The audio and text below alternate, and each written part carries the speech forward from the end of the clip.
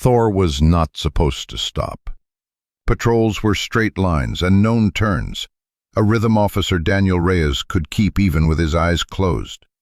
But at the light on Maple, the German shepherd went still in the back seat, a taut wire strung between breath and instinct. 1 heartbeat. 2. Then the sound, one deep bark that did not belong to squirrels, sirens, or training days. Daniel eased to the curb before he knew why. Thor was already standing, amber eyes fixed on the courthouse steps like a soldier hearing the old hymn. "Easy," Daniel said, and heard the tremor in his own voice. The leash clicked, the door swung, and the dog pulled. Not wild, not showy, but with the calm purpose of something that has decided. Inside, the building kept its usual weather, fluorescents humming, a copier breathing in long, patient lengths. No alarms, no shouting, only the dog's nails stitching a quiet message across polished floor.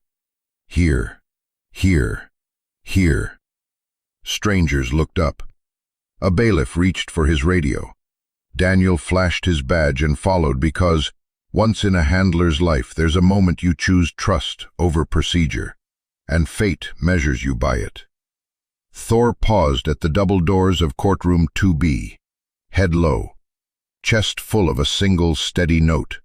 Then he moved, and the room turned to look, and the day, in the smallest, gentlest way, stopped pretending to be ordinary. The morning had that muted kind of stillness Daniel Reyes had grown to appreciate. The fog hadn't burned off the pavement yet, and the streets of Silver Hollow, quiet, overswept, and always 5 minutes behind the rest of the world, moved in slow motion. His cruiser hummed steadily beneath him as it crawled through downtown. Nothing urgent, nothing strange, just a quiet Tuesday, the kind that never made headlines. Thor, his German Shepherd K9 partner, lay in the back seat of the cruiser, head between his paws. The soft rise and fall of the dog's chest was in sync with the hum of the tires on asphalt. After 5 years together, Daniel could read Thor better than he read most people. By the way his ears twitched, how his tail moved, or the quiet grumble he gave when someone rubbed his fur the wrong way. Daniel glanced in the rearview mirror and smiled. "Don't fall asleep on me, partner. We've got that school demo this afternoon. Gotta remind the second graders who runs this town." Thor didn't move. Daniel took another sip of gas station coffee. It had gone lukewarm, with that metallic aftertaste of a pot that hadn't been cleaned in weeks. He didn't care. The silence of the morning made up for it. He passed the Jefferson Courthouse just before 8:15. The building stood like an old sentinel, tall, symmetrical, made of white stone that caught the sun like a mirror when skies were clear. Today, for the sudden shift. Thor's ears jerked upright. Daniel's eyes darted back to the mirror. The dog was no longer in resting mode. He was up, alert, pressed against the divider that separated the front seat from the K9 unit enclosure. A low whine slipped from Thor's throat. Daniel raised an eyebrow. "You see a squirrel or something?" he muttered. Thor let out a sharper, deeper sound. Not playful, not distracted. A warning. Daniel slowed the cruiser slightly. "Easy now," he said, instinctively reaching for the light panel, but hesitating before flipping anything on. Then Thor growled. It wasn't loud, but it was low and steady, vibrating like tension in a violin string. Daniel felt it more than he heard it. "What is it?" he asked, half to himself, half to the dog. Thor moved now, shifted his body weight toward the left side of the vehicle, pressing against the metal mesh. His nose touched the vent slit, and his breathing picked up. Whine, growl, whine again. Then came the bark, not just any bark. This one snapped through the cruiser like a crack of thunder. sharp and clipped, controlled but urgent. A sound Daniel had only heard Thor make once before, when they found a missing boy half frozen beneath a drainage tunnel in winter. And that bark hadn't been wrong. Daniel's foot hit the brake. The cruiser rolled to a stop on the side of Jefferson Street. Thor's agitation escalated. He was now scratching at the gate, claws clicking against the reinforced flooring. Daniel flicked on the hazard lights and pulled into the red curb in front of the courthouse. "All right," he said, voice low, serious. "Talk to me, buddy. What are you picking up?" He got out, rounded the vehicle, and opened the back hatch. The second he unlatched the cage, Thor launched forward, leash clipped but taut, muscles coiled like a spring. Daniel barely had time to loop the handle around his wrist before Thor began pulling toward the courthouse steps. "Whoa, whoa, hold up," Daniel said, stumbling into stride. "What the hell's gotten into you?" But Thor wasn't listening. He was working now. Nose down, tail stiff, body moving with unmistakable purpose. Daniel's heart kicked harder against his ribs. He'd learned long ago that when Thor moved like this, it wasn't random. It wasn't guesswork. It was instinct. Training, yes, but deeper than that. Something older. As they reached the bottom of the courthouse stairs, Daniel noticed the usual rhythm of the city hadn't quite caught up to them. No crowd yet. Just one bailiff behind the front doors, sipping from a thermos. He raised an eyebrow as Daniel and Thor approached. "Something wrong, Officer Reyes?" the man asked. "That's what worries me." Thor barked again, short, guttural. Then he bolted up the steps, dragging Daniel behind him. The courthouse doors slammed open with a force that startled everyone in the lobby. Thor surged forward, muscles taut, claws clicking hard against polished marble. His vest shifted with each stride, reflecting the overhead fluorescence in fleeting flashes of black and silver. Officer Daniel Reyes, half a step behind, gritted his teeth and tightened his grip on the leash. "Easy, Thor," he hissed. "You've got to give me something, partner." But Thor wasn't giving anything. Not hesitation, not permission, only certainty. Inside the Jefferson courthouse, the day had begun like any other, slow, procedural, detached. Attorneys sipped coffee in to-go cups. Court clerks reviewed schedules from behind laminated desks. A security officer scanned a briefcase and barely looked up. The buzz of official business hummed through the air like white noise, unremarkable and routine. Then came the K-9 unit, and everything changed. A bailiff at the front security station stepped forward, palm rising instinctively. "Hey, hold up!" Daniel reached for his badge without breaking stride. "K-9 unit, he's tracking something, unknown at this time." "Where's your authorization?" the man barked. "I don't have it, but he does," Daniel shot back, motioning to the German shepherd, now veering sharply left past the scanner, nose to the floor. Another officer stepped in to block the path. "Sir, I need you to—" "He's never done this before," Daniel said firmly, holding up both hands as he jogged after Thor. "Never. I trust him." The words hung in the air just long enough to unsettle everyone within earshot. Because Thor wasn't just sniffing the floor or reacting to a residual scent from an earlier sweep. He was cutting through the building like a guided missile, tail straight, ears locked, body language screaming urgency. And in all the years Daniel had worked with him, in all the training seminars, narcotics raids, missing person calls, they'd never seen him like this, not even close. As they turned a sharp corner, a young paralegal jumped back with a gasp, spilling her stack of files across the tiled hallway. Thor dodged her without slowing. Daniel muttered a quick, "Sorry, police unit," over his shoulder and kept moving. He didn't have time to explain. Hell, he didn't understand it himself. They passed the elevators and bolted down a side corridor. Every step Daniel took echoed with confusion. No one had called for backup. There were no threats logged into dispatch. No alerts issued. The courthouse had been cleared just that morning by the regular K-9 rotation. But none of that mattered now, because briefest second, everything stilled. Then, like a spring uncoiling, Thor launched forward, his body slamming into the thick wooden doors, claws scrabbling at the base. Daniel caught up, panting, heart pounding, and pressed his palm against the handle.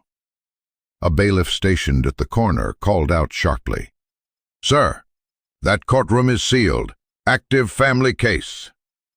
Daniel barely heard him, because on the other side of the door, something wasn't right. He could feel it now too, not just through Thor's lead, but somewhere in the back of his chest. Like pressure building behind a dam, a wrongness in the air. He yanked the door open, and the world cracked. Thor exploded down the center aisle, past startled jurors and stunned attorneys, a black and tan blur that sucked the oxygen out of the room. His claws rang out against the wooden floor. Every head turned. A gavel froze mid-air. "What in God's name?" the judge began. Daniel burst through the doorway behind him. "K-9 unit, stay calm, he's tracking." People scrambled to the sides as the German shepherd flew toward the judge's bench. A woman near the gallery dropped her pen. A man gasped. The entire courtroom seemed suspended in the kind of disbelief that only happens when real life defies all the rules it's supposed to follow. Thor didn't slow. He reached the raised podium and, in one fluid movement, dropped to his belly and crawled into the narrow crawl space beneath the judge's bench. "Shadow?" the judge repeated, bewildered. "No, ma'am," Daniel said breathlessly.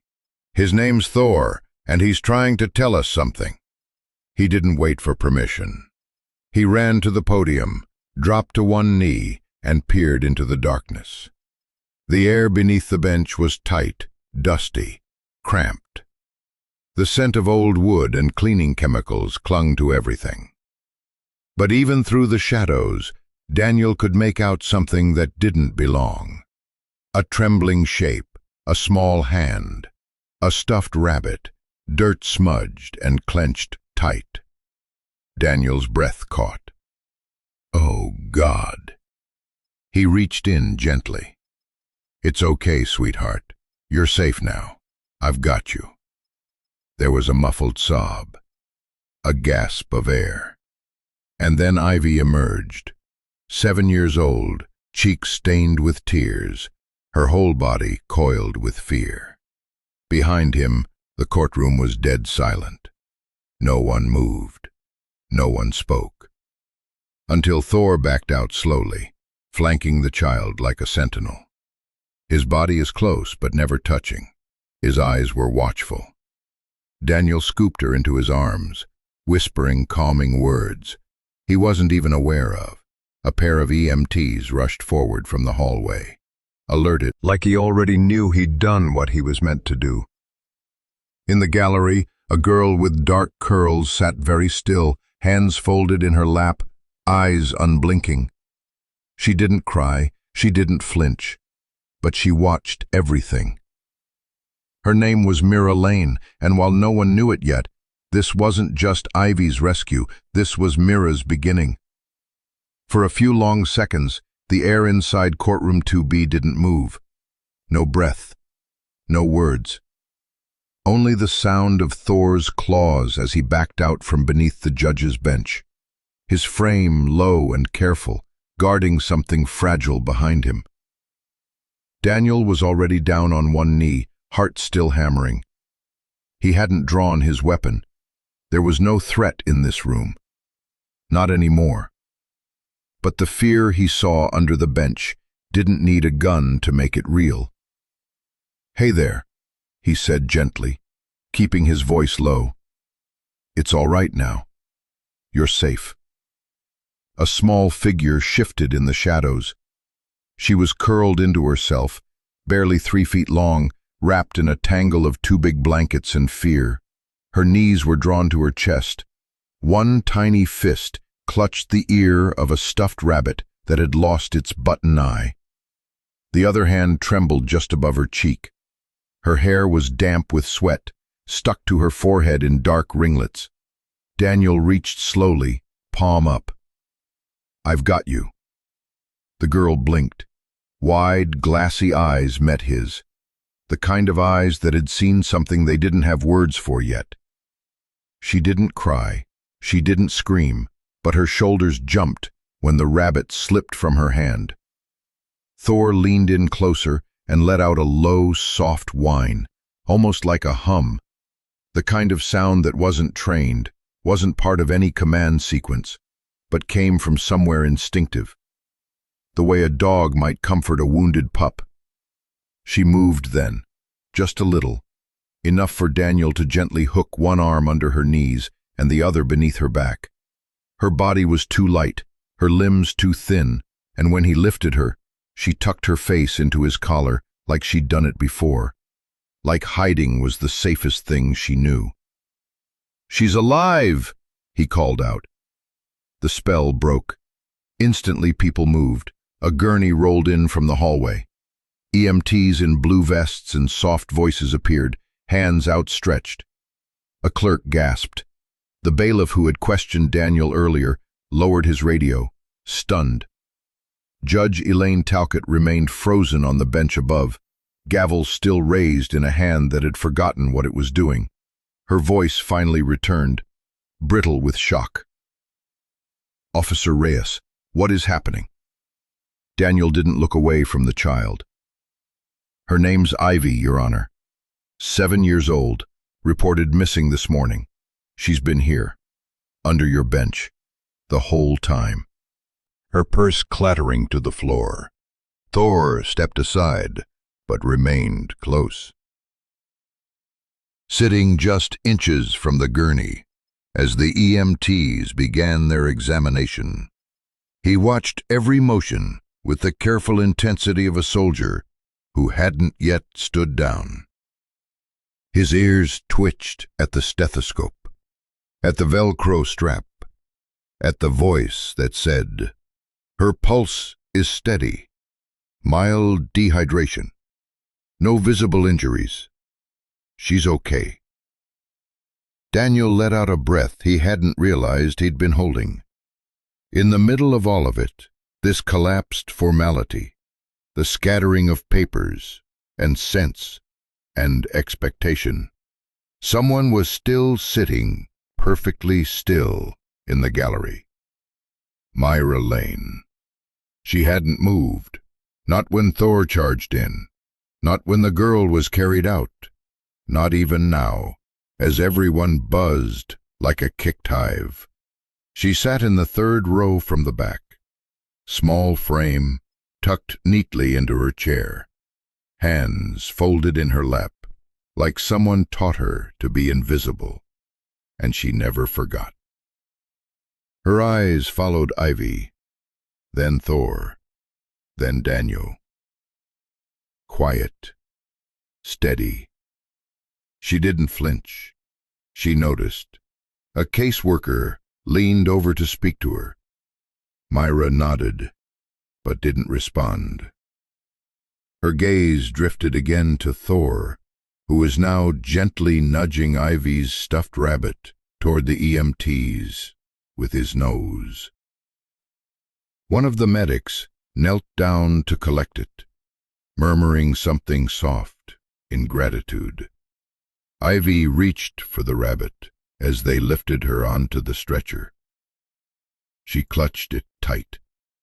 Then, unexpectedly, turned her head toward Thor. For the first time since being found, she made a sound. A small, cracked whisper. "Doggy." It wasn't loud, but it broke something wide open in the room. Her grandmother collapsed into the bailiff's arms, sobbing now without shame. The judge sat back, stunned. People blinked through tears. A legal aide dropped into a chair like her knees gave out. Thor blinked slowly, then gave a single wag of his tail. Myra watched all of this, but again didn't speak. Not yet. Instead, she slid off her seat and made her way quietly to the hallway. Not rushed, not afraid, just calm. Like she'd seen enough. Like she already understood something the adults hadn't figured out. Daniel followed her with his eyes. He didn't know her name yet. Didn't know she was a ward of the state. Didn't know that her hearing was scheduled. Shaking. Despite the blankets, despite her stuffed rabbit now safely tucked against her chest, her small frame trembled like a leaf caught in the echo of a storm. Her eyes darted around, too wide, too dark. She wasn't crying. That would have made more sense. But this wasn't fear that needed sound.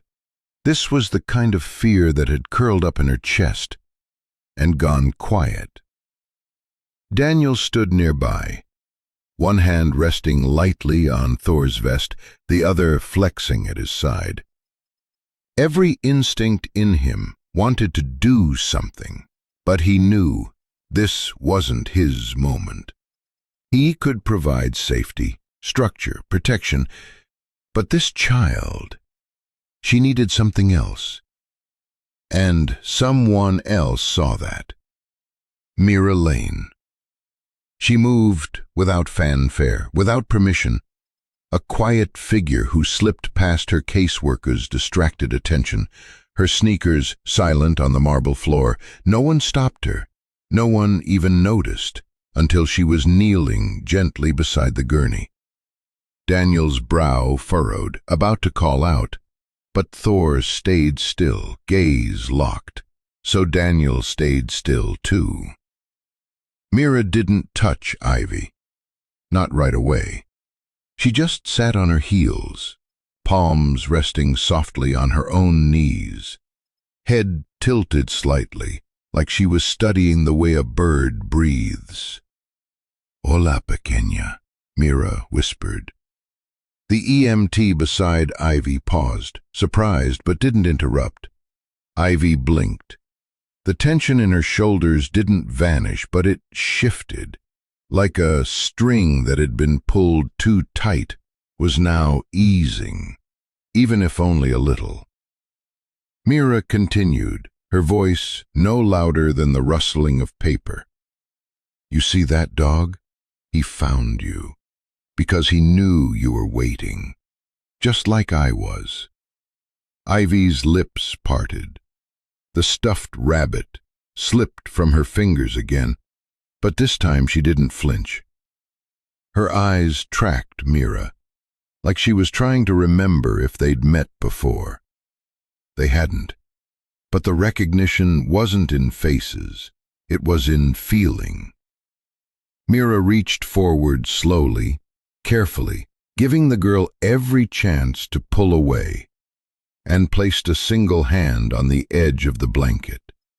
Not a grip, not a touch meant to fix, just presence, a silent offering. "I'm here. I'm not leaving." "Tu abuelita está cerca," she murmured. "Ya viene." "Your grandma is nearby.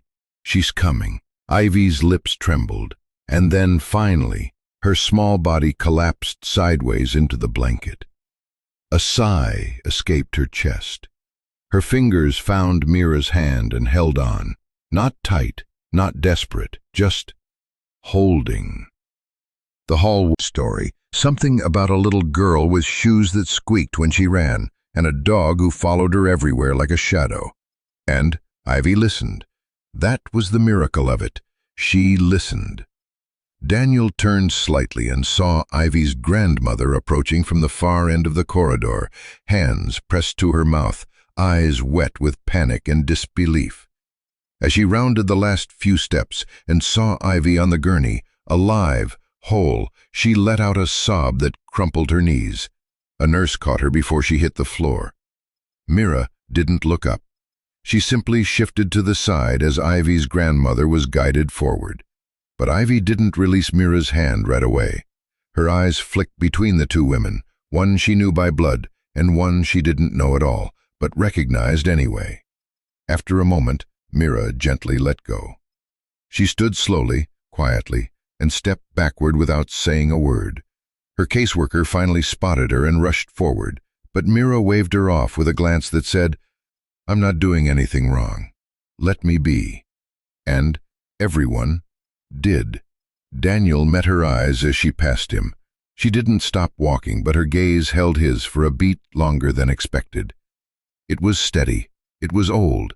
It was the kind of look that didn't ask for credit, only for people to pay attention. He cleared his throat. "That was kind," he said softly. Mira shrugged. She looked scared. "You knew just what to say." "I said what I wish someone had said to me," she replied without blinking. Daniel said nothing. He didn't need to. Behind them, Ivy was finally talking, not loud, not clear, but her voice existed now. Her arms wrapped tightly around her grandmother, who rocked her like she might disappear again at any moment. Thor stood, stretched once, and padded softly over to Mira's side. He didn't sit. He leaned gently against her leg. And for the first time since stepping into that courthouse, Mira smiled, small, crooked, and fleeting, but real. The courthouse hall was slowly returning to its rhythm, if you could call it that. Staff had resumed their posts, but the usual mechanical efficiency was missing. Conversations were quiet, movements slower. Something about the morning had carved a pause into the building's spine, and no one quite knew how to reset it. Ivy had been taken to the paramedic station on the first floor with her grandmother by her side. Her case would be continued later. For now, safety took precedence. The child had been found, but the echo of her silence still lingered in the air, like the ghost of something almost lost. Thor lay curled by Daniel's boots, one eye half open, chest rising in slow, measured breaths. He looked calm, but Daniel knew that look. It wasn't rest. It was observation.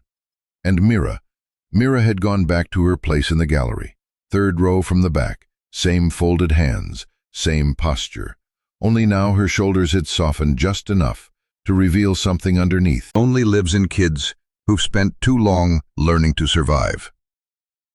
From across the courtroom, a man and woman sat watching. They hadn't moved once.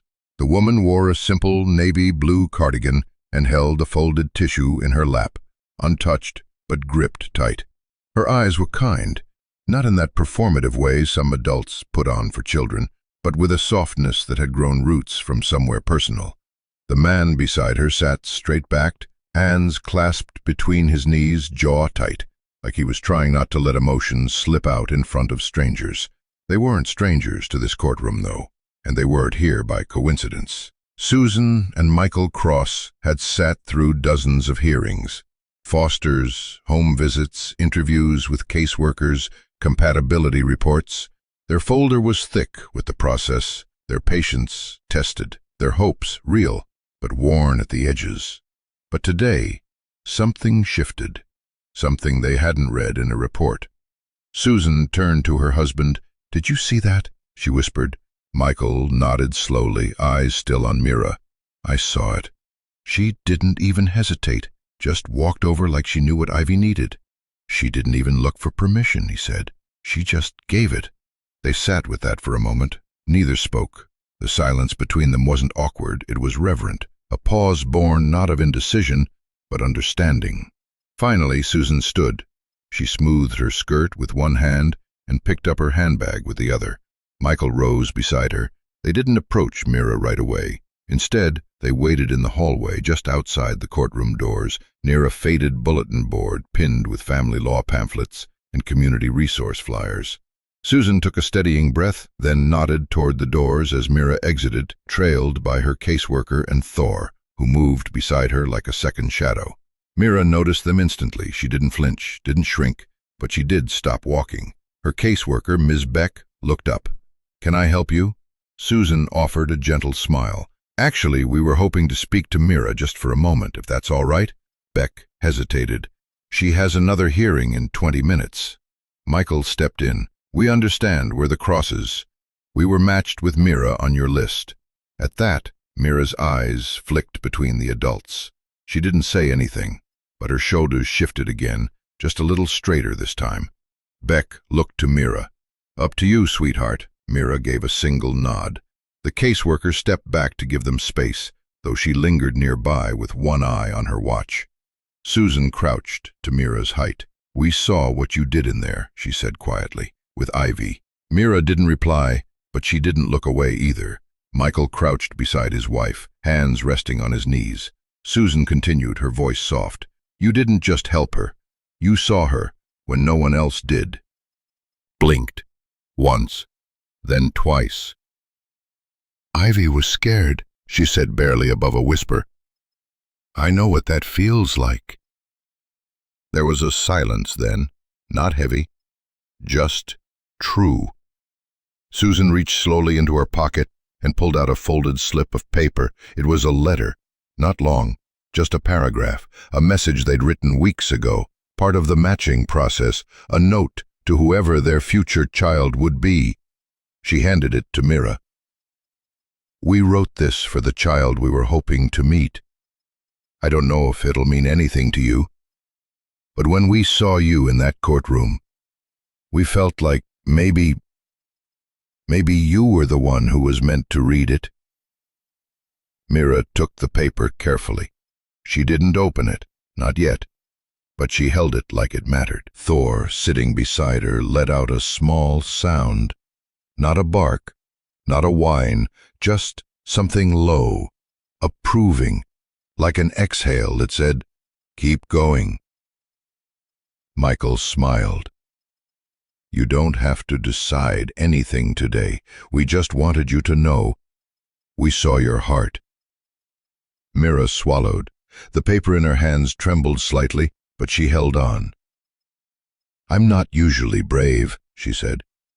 Susan tilted her head. "I don't believe that, not after today." Mira looked down at Thor, who nudged her hand gently. Then she looked back at the Crosses. And for the first time, she spoke clearly. "I didn't do it to impress anyone." Michael shook his head. "That's exactly why it mattered." Behind her, Ms. Beck called softly, "Time to head in, Mira." Mira turned, but just before walking away, she looked over her shoulder. "Will you stay?" Susan's eyes welled. "As long as they let us." And Mira walked into the next room, a letter in her hand, and maybe, for the first time in a long time, a small, uncertain hope in her chest. The hallway had mostly emptied now.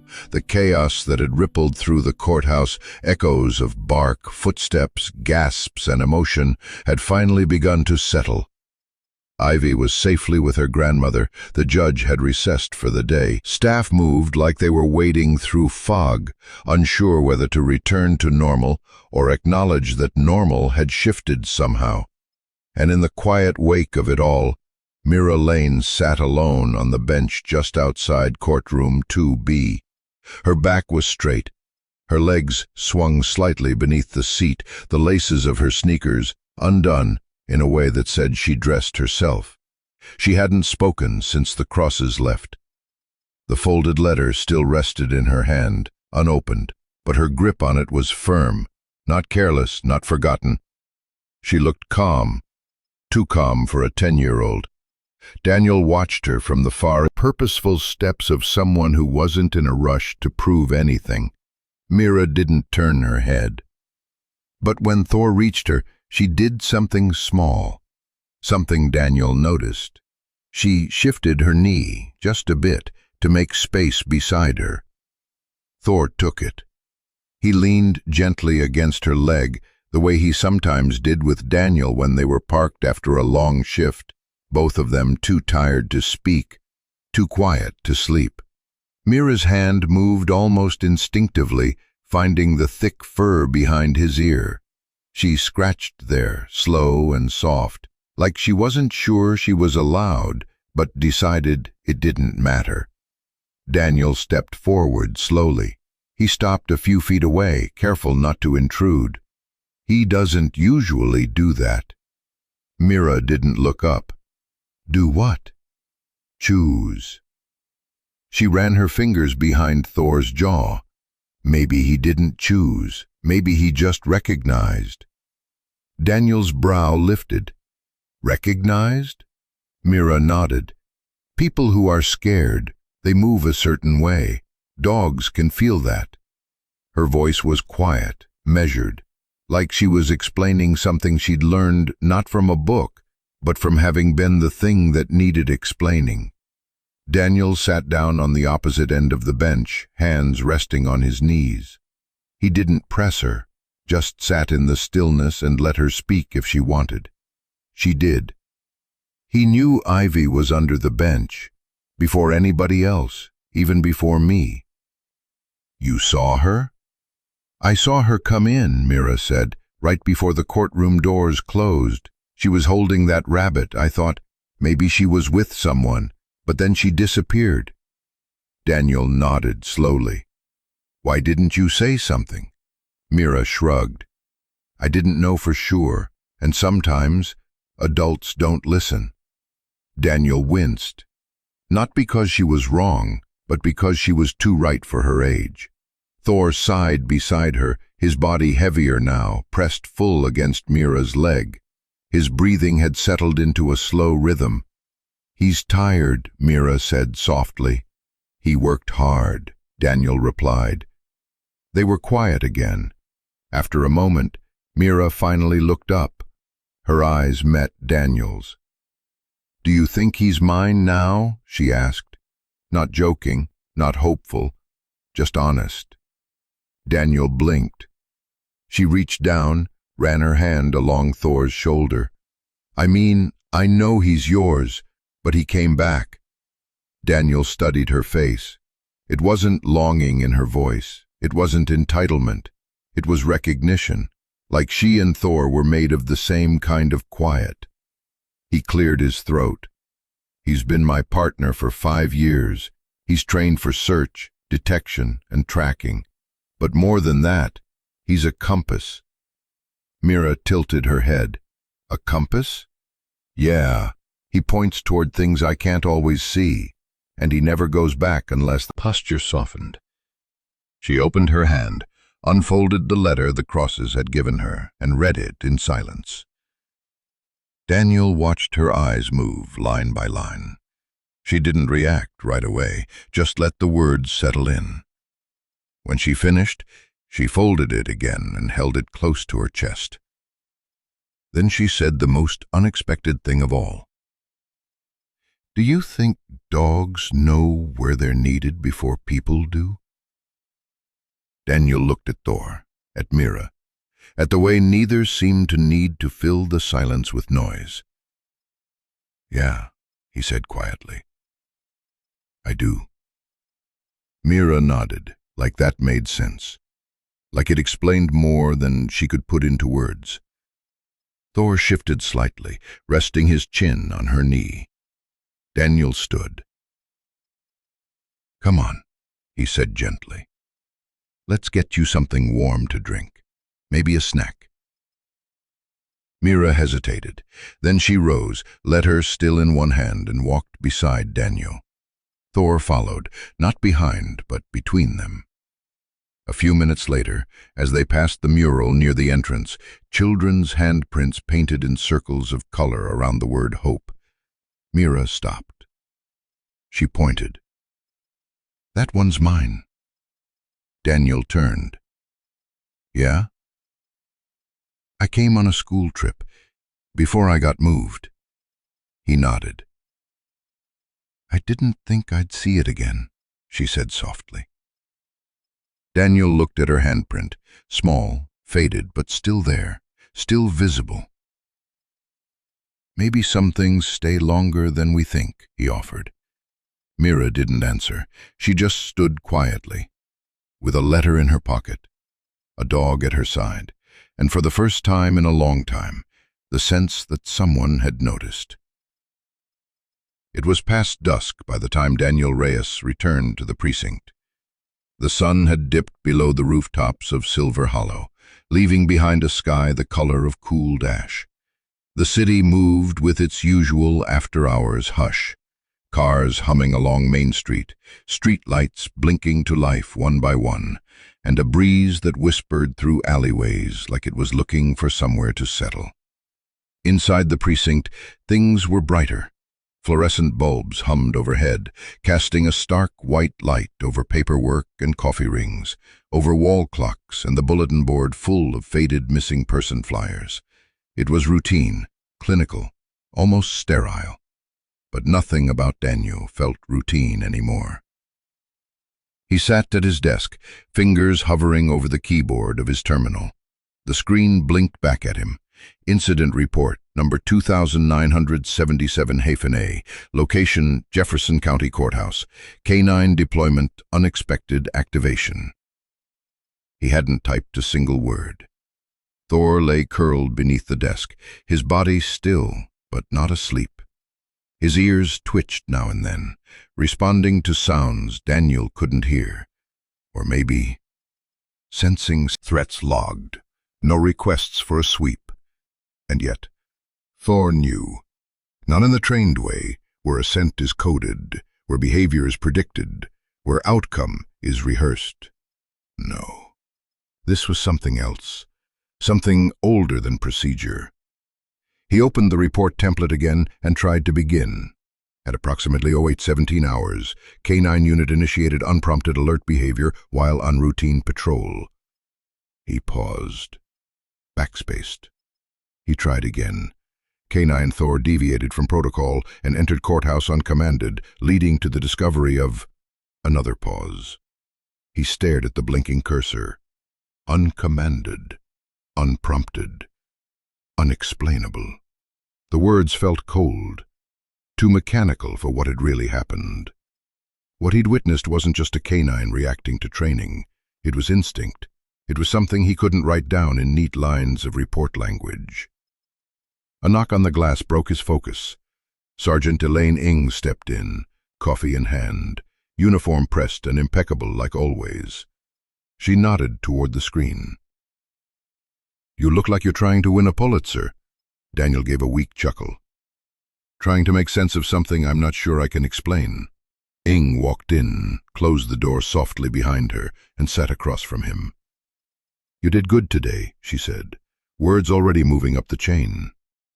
"Wasn't me," he replied, glancing down at Thor. It was him. Ng followed his gaze. Her expression shifted, thoughtful. "No hit on explosives," she said. "Nothing in the building that tested for narcotics. And the child wasn't tagged in any system alert for abduction. Just lost." Daniel nodded. "Ivy." Ng sipped her coffee. "So tell me, what was Thor reacting to?" He didn't answer right away. She waited, then leaned in.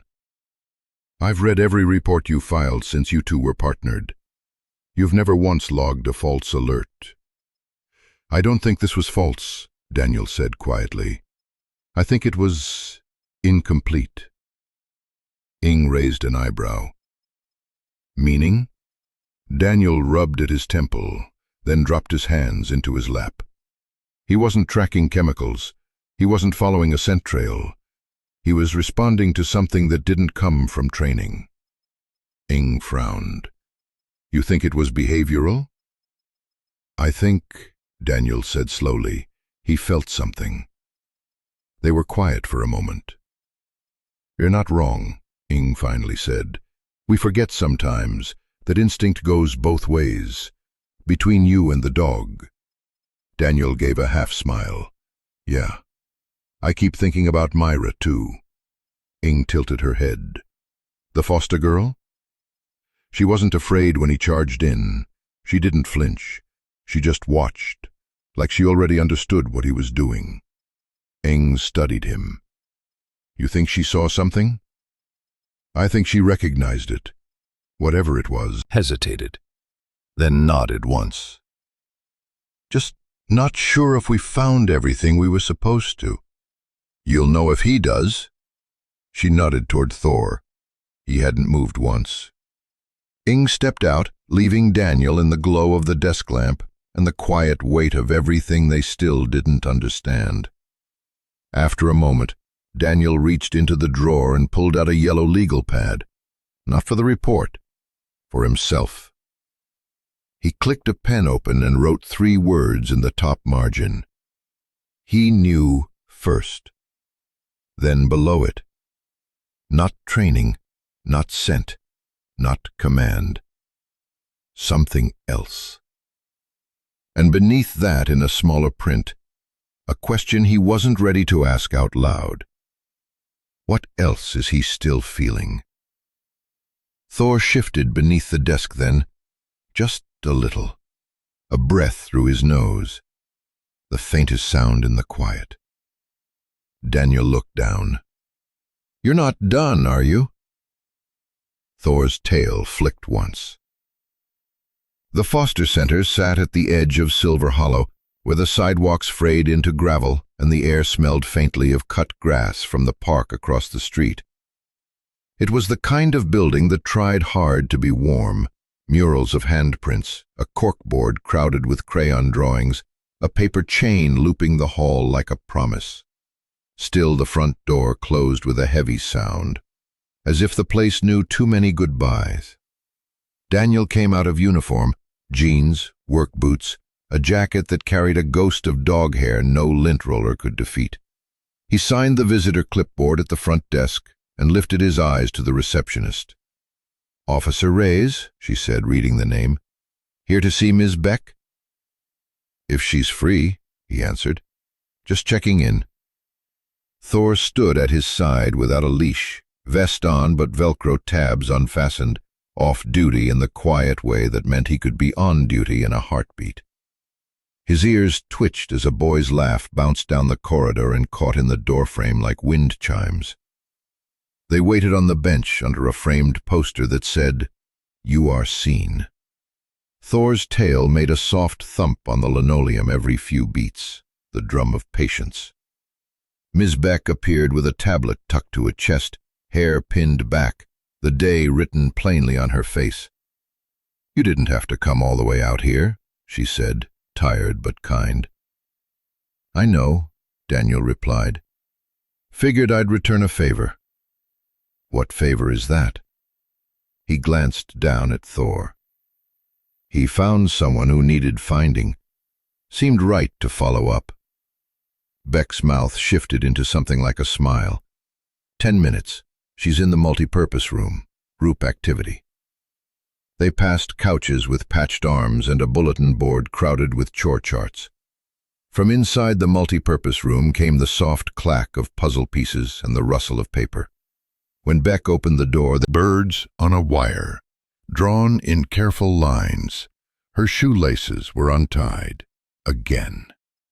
The letter from the crosses, folded tight, peeked from her sweatshirt pocket, the corner worn soft by fingers worrying it. Thor saw her before she saw him. His body made a quiet decision, head up, ears forward, that soft, unguarded sound he saved for the familiar. The moment Mira lifted her gaze, everything in the room sharpened into gentleness. Thor's tail swept the floor once, twice, then he moved, steady and certain, across a minefield of crayons and sneakers until he reached her. He didn't sit right away. He leaned, shoulder to her knee, as if finishing the sentence he'd started in the courthouse hallway. Mira's hand found the fur behind his ear like it always knew the way. Hey, partner, she said, a thread of warmth pulling through the words. The smile that rose was small and surprised, like a light coming on in a room no one had used in a while. First time in weeks, Daniel thought, and felt the recognition land in his chest. A teen at the far table announced, "Dog!" in the way kids announce weather. Another asked if he could pet. Daniel gave the usual talk about asking first, open palms, no grabbing. Thor received tiny hands with grave patience, then drifted back to Mira between each touch, as if recentering. Beck stood near the doorway, watching the shape of the room change around a dog and a girl who didn't fill much space, and somehow filled all of it. Daniel crouched by Mira's table. He was restless last night, he said, conversational, as if talking about the rain. Seemed like he had someone to check on. Mira kept her eyes on Thor's collar tag, spinning it with her thumb. Maybe he dreamed about that little girl. Ivy, Daniel said. Ivy, she repeated, as if adding the name to a place in her mind where important things sit and don't fall. "You okay after the courthouse?" he asked. She tucked a loose curl behind her ear. "I don't like sirens," she said, "but there weren't any. Just noise. And now?" She lifted one shoulder. Quieter. Thor's chest rose against her knee with a slow, steady rhythm that seemed to instruct the rest of the room how to breathe. A boy who'd been pacing the back wall slid down to sit near the carpeted stage, watching them the way you watch rain from a window. "What are you drawing?" Daniel asked. Mira turned the paper so the birds faced him. "They're waiting." "For what?" "For the one that got scared," she said simply. "He'll come back when he knows how." Daniel nodded, the answer landing in that private place where some truths go. The tables. 5-minute warning, folks. Homework bins out in 3. Papers rustled. A volunteer in a knit sweater collected pencils into a coffee can labeled art. The overhead fluorescent flickered once and then behaved as if it had remembered its manners. Daniel pulled a small Ziploc bag from his jacket. Inside, 2 dog biscuits, shaped like unwieldy stars. "Bribery," he said, "for good behavior."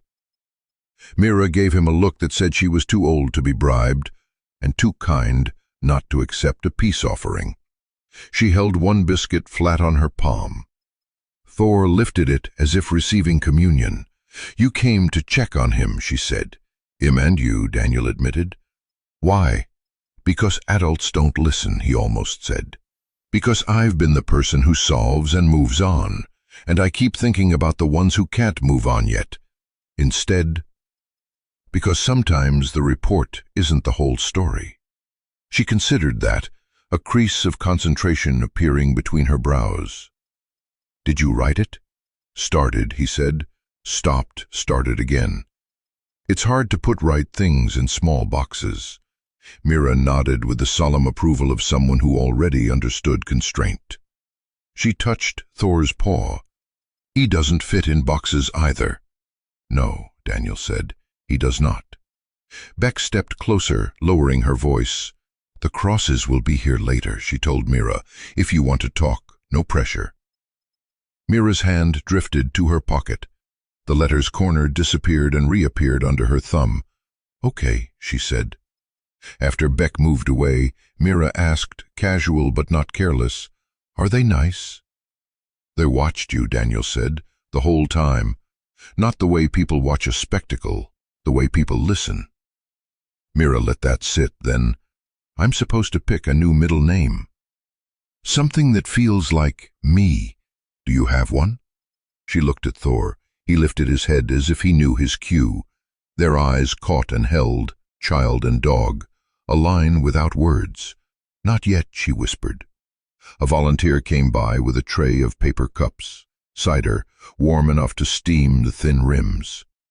Thor sniffed politely and declined with dignity. Mira blew across the surface of hers until the curl of steam thinned, then took a careful sip that sweetened her whole face.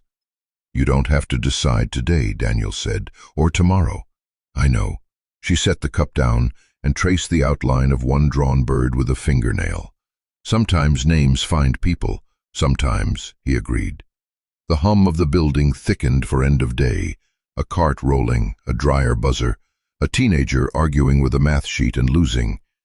In the corner, someone tuned a second-hand guitar and coaxed a chord out of its stubborn neck. The place was built out of small salvations, Daniel thought. Nothing grand, just enough. Thor stood, shook, once, and walked a slow circle before settling again, this time pressed closer, front paws over Mira's shoes like he'd been assigned the task of keeping them tied. "He does that," Daniel said, a smile in his voice. "Claims his people." Mira glanced up. "Am I his people?" "Looks like you might be," he said, "if you want to be."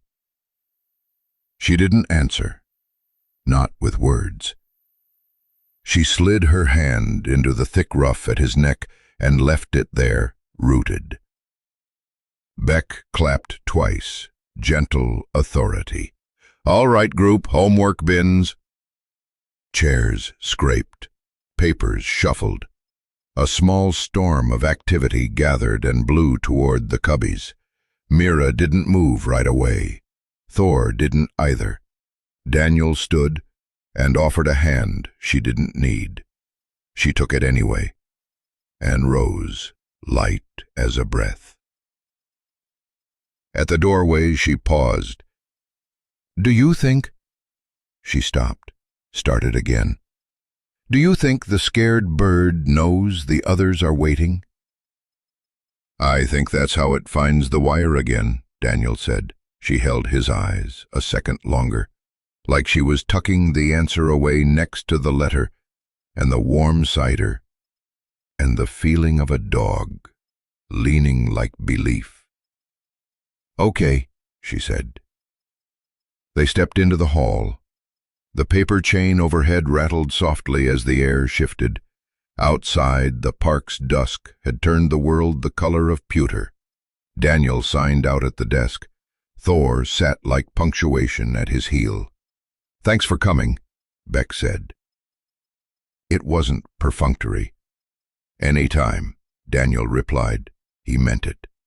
Mira touched Thor's head one last time. "See ya, partner," she murmured. Thor's tail swished. Daniel opened the door to the evening and held it. The cold came in, honest and clean. On the sidewalk, he looked down at Thor. "You good?" Thor looked back at the door. "Yeah," Daniel said softly. "Me too." They walked to the cruiser without hurry. Behind them, light from the center's windows warmed the pavement in rectangles. Ahead, the courthouse stone rose pale against the sky. The leash stayed slack between them, full of a quiet that felt less like absence and more like promise. Somewhere between those two buildings, the one where names change and the one where truths wait, something steadied in Daniel's chest. Not duty, something older. Instinct, recognition, and when Mira finally opened the folded letter again later that night, she traced one sentence with her finger until it shone. "We will wait, as long as it takes." The sun slid down behind the cottonwoods like a coin disappearing into a pocket. Place. Kids trading pencils for homework bins, a volunteer coaxing a chord from a guitar, Ms. Beck checking boxes on a clipboard with a patience that had been earned the long way. Thor sat at his heel like punctuation, head up, ears easy. Every so often his nose lifted, sampling the dusk as if there were news written in it. Mira came out last. She had a paper cup of cider between both palms and the cross's letter folded into a neat square in her pocket. Her shoelaces were still untied. Daniel thought of saying something about them, and then didn't. Some lessons a person should arrive at on her own. She looked smaller on the threshold, framed by the light, and then she stepped into the stripe of shade where Thor waited, and seemed to fit a little better into the world. "Hey, partner," she said to the dog, like they had a standing agreement. Thor's tail made a quiet thump against the doorframe. He leaned into her shin, the familiar half-weight of him, grounding like a hand on a shoulder. "You ready?" Daniel asked. Mira nodded. "They're coming in 10 minutes, she said. "Ms. Beck said we can wait outside if we want." "Outside's good," Daniel said. They crossed to the low cement step where the lawn met the walk. A maple tree clicked its leaves overhead. Across the street, the park swings creaked without any children in them, as if the evening wind had a memory of its own. Mira sat first. Thor settled against her knee with the sigh of a creature who knows exactly where he belongs. The paper chain hanging in the window behind them rustled once, then went still. "They asked me to choose a middle name," Mira said, not looking up from the cup. "The Crosses, I mean. Mrs. Cross said I don't have to, but if I want to, I can pick one that feels like me." Daniel eased down beside her. The concrete was still warm. "That's a big invitation." "It feels like a test." She took a small, cautious sip. "What if I choose wrong?" Daniel turned the question gently. "Is there a wrong when it comes to names?" Mira considered that. Her brows knitting in a way he was already learning meant she was being careful with her thoughts. She set the cup down by her sneaker, pinched the edge of the letter from her pocket, and unfolded it over her knees. He'd read variations of those letters a dozen times in other rooms, other halls, promises as earnest as they were fragile. But the Cross's handwriting had steadiness in it. He'd noticed that.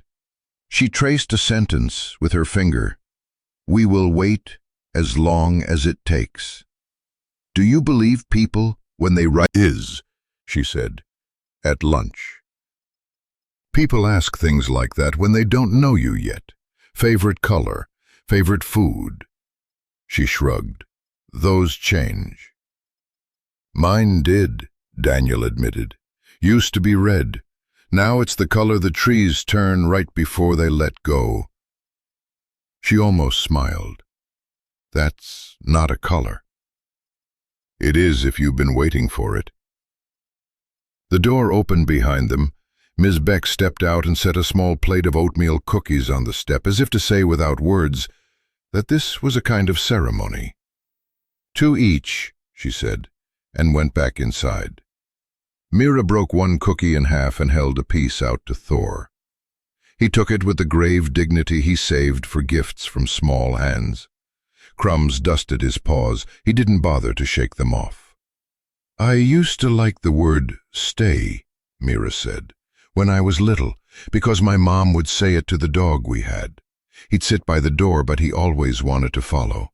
'Stay,' she'd say, and touch his shoulder. He would. For her." Daniel didn't ask about after. He didn't have to. Some silences carry their own captions. "But then stay got hard," she said, "because sometimes people don't." She let the thought hang where it landed. The maple leaf shadows shifted on the walk like someone turning a page. From somewhere farther down the block, a radio drifted the end of a country song and then clicked off mid-advertisement. "What words do you like now?" Daniel asked. Mira looked at Thor. The dog watched the street, content to trust the humans to their part of the work. "I like again," she said finally, "and home, and quiet." Daniel nodded. "Good words." She touched the letter again, folded one corner, unfolded it. Mrs. Cross said middle names are like bridges between who you were and who you're becoming. She said it doesn't have to be big, it just has to be true. Sounds like she's been thinking about it for a while. She cried in the car, Mira said. A matter-of-fact report. Mr. Cross pretended he had something in his eye. Daniel let out a breath through his nose that was almost a laugh. Happens to the best of us. Mira fell quiet. Thor angled his head and pressed more weight into her shins, as if lending her some of what anchored him. She set her hand into the thick ruff at his neck and left it there. After a time she said, "If I pick a name, does that make it real?" "What do you mean?" "The family," she said. "If I say it out loud, does it make it harder to lose?" He could have said a dozen things then, about risk, about doors worth walking through, about how names are promises and also prayers. They asked for a middle name, not a new first one. I keep Mira. "It suits you," Daniel said. "It means to look," she added, as if that were a confession. He thought of the gallery seat, the folded hands, the gaze that didn't flinch when everything else in the room did. "Yes," he said, "it does." A car turned the corner. Headlights glanced off the center's windows, traveling across the paper chain like a small river of light. The sedan slowed, blinked once, and pulled to the curb. Susan and Michael Cross sat inside, not making a move to get out yet, the way people don't when they're trying to breathe at the right pace for whatever comes next. Two silhouettes, one tissue lifted, one hand on a steering wheel. They didn't know they were visible. They were. Mira saw them and didn't look away. She took another breath, then another. "Maybe," she said again, and this time she finished the sentence. "Maybe hope." It came out, not like a decision slammed on a table, but like a key turned in a lock that had been waiting years to fit. Daniel felt something settle in his chest, the way dust settles in an empty house when someone opens a window. He hadn't known he was holding his breath. "Mira, hope," he said softly, trying it on the air. "That's a good bridge." Mira's mouth tilted. "It's small." "It's enough," he said. Thor looked up at the sound of her name joined to the new one, and gave a single, quiet thump of his tail, as if he'd been keeping that beat for her until she could hear it. Mira leaned her forehead briefly against his, a benediction. "Okay," she whispered into his fur. "Okay." The Crosses' car doors opened. Susan smoothed her cardigan as she stood. Michael closed his door carefully, the way a man does when he wants the world to know this is not a moment to be careless with. They walked toward the step, each wearing the nervousness of people who have waited a long time to say a simple hello. Before they reached the walkway, Mira rose. She brushed crumbs from her jeans. She didn't tuck the letter away this time. She held it in the open, the handwriting visible. She turned to Daniel. "Will you tell them with me?" she asked. "If you want me to," he said. "I do." Thor stood too, shook once, then fell in at her side. When they stepped forward together, it felt to Daniel like the smallest parade in the world. 3 figures and a folded promise, crossing 6 squares of concrete that meant more than the miles behind them. Susan stopped a respectful distance away, eyes bright and wet. "Hi, Mira," Maple Leaves whispered. Somewhere a porch light clicked on. "Hope," she said. "My middle name is Hope." No one clapped. No one made a sound they didn't need to. Susan's face folded. Michael blinked hard and looked at the sky a second. Ms. Beck, watching from behind the glass, put a hand to her throat, the way people do when something true passes by. Thor leaned gently against the girl who had just named her bridge. Daniel looked at the three of them, the would-be family, and felt that same old thing rise in him that wasn't duty. It was older. Instinct. Recognition. Like hearing a note resolve after living too long in the chord. He almost missed the smallest detail, the way Thor's ears pricked and turned, not to the crosses, not to the street, but back toward town, toward the courthouse stone paling in the last light, only for a second. Then the dog settled again. Another time, Daniel thought, another night. For now the moment belonged here. Mira Hope, Susan said, tasting the name with care. Would you like to sit with us a while? Mira glanced at Daniel. He gave a small nod that meant, go on. Thor's tail swished once as if to second the motion. Yes, Mira said. They sat on the step, 4 shadows laid out long on the walk, the paper chain rattling once in the window as if remembering the word it spelled. The world narrowed to cider cooling, a dog's steady breath, and a new name making room for itself in a girl's life. Night moved in without hurry, and somewhere, far enough away to ignore for one more hour, a quiet itch began in Thor's bones, the one that would not let him sleep when a thing was unfinished. But that belonged to tomorrow. Tonight, a child had found a word that could carry her. The house wore evening the way old houses do, soft around the edges, full of small sounds that only show up once the day loosens its grip. The fridge hummed. The wall clock clicked in a steady, stubborn way. Somewhere on the street, a porch chain tapped metal with each push of the wind. It was the hour Daniel usually found a chair, kicked off his boots, and felt his pulse climb down out of his throat. Not tonight. Thor couldn't settle. He paced a slow track from the front window to the kitchen doorway and back again, the path so practiced it might as well have been stitched into the floor.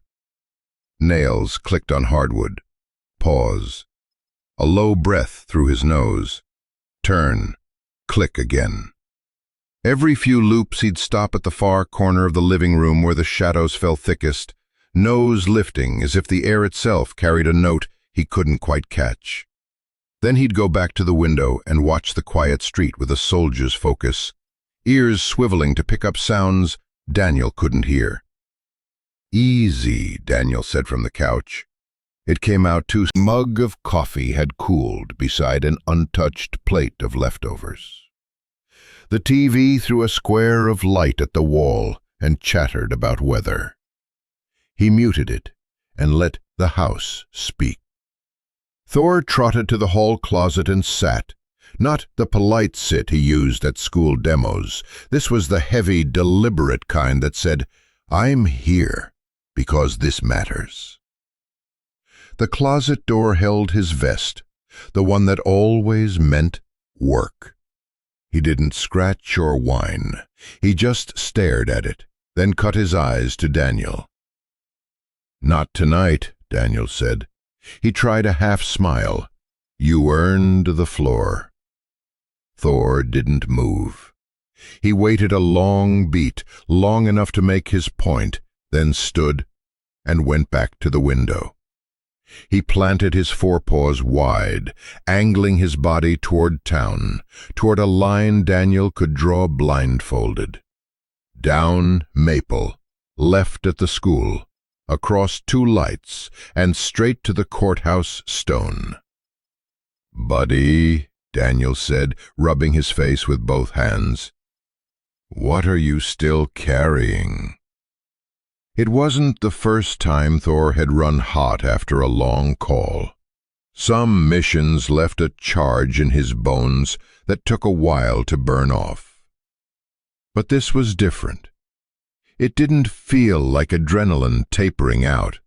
It felt like a wire still live because no one had found the switch. He tried the ordinary fixes. Water dish fresh, a chew tossed near the rug, the old tennis ball that still smelled like a dozen summer mornings. Thor sniffed each offering with courtesy and drifted past as if they belonged to a younger, lighter evening. Daniel stood and stretched. The room flashed a series of small aches through his shoulders, a roll call of the day's pulls and stumbles. He crossed to the window and stood at Thor's side. The glass held a faint reflection of both of them, the man with his hands on his hips, and the dog leaning forward like an arrow. "There's nothing out there," Daniel said. He knew better than to argue with a nose, but he said it anyway. "At least, nothing I can see." Thor's ears twitched. A car eased down the block, headlights low, turned at the corner, and disappeared. Somewhere farther off a siren wound itself up and then changed its mind. Leaves scraped along the curb in a dry whisper. The world, by all accounts, was finished with the day. Thor wasn't. Daniel fetched the tablet from the end table and thumbed it awake. He told himself he was only checking mail. His hand found the courthouse clip instead. He hadn't meant to watch it again tonight, but the file opened like it had been waiting at the top of the stack, frame by frame, and felt the question he'd been keeping under his tongue surface. What if we didn't bring everything out? Thor drifted from the window and came to stand in front of him, pressed his forehead to Daniel's knee for a heartbeat, then walked on, out to the small back porch, across the boards that complained under his weight, and down to the patch of yard that counted as a lawn. He didn't nose the boundary the way he usually did. He lifted his head and drank the night. Street smoke and cottonwood sap and the thin metallic thread of city. A low sound built in his throat, not alarm, not warning, but a working note, the same one he used when he knew a thing existed just beyond the edge of what he could name. "All right," Daniel said, following him out. The air felt colder than the thermometer would claim. He folded his arms, watched the steam of his own breath, and forced himself not to fill the dark with talk. He stood there with his partner and tried to do the older thing, the listening thing. After a while, Thor turned and came back up the steps. He didn't push for the door.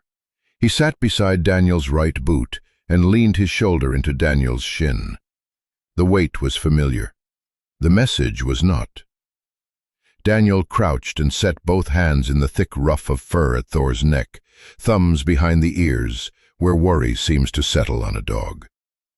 Thor let his head drop, but kept his eyes moving, tracking the sound of a branch knock on the fence, of a late bus sigh 3 blocks over, of something else Daniel couldn't measure. "I know," Daniel murmured. He didn't say unfinished out loud. He didn't need to. It lived in the space between his words and the dog's breath. "We got the little one home, but you don't think we're done." Thor's tail touched the deck twice, a metronome agreeing to the truth. They went back inside together. Daniel left the tablet face down this time. He turned the TV off instead of muting it. The quiet in the living room felt cleaner when you chose it. He tried sleep in the chair. Thor tried the rug. Each lasted 5 minutes before the old loop began again. The path to the window, the turn at the kitchen, the brief stop at the closet like a man checking his coat before he leaves. Daniel checked his phone, then put it back down.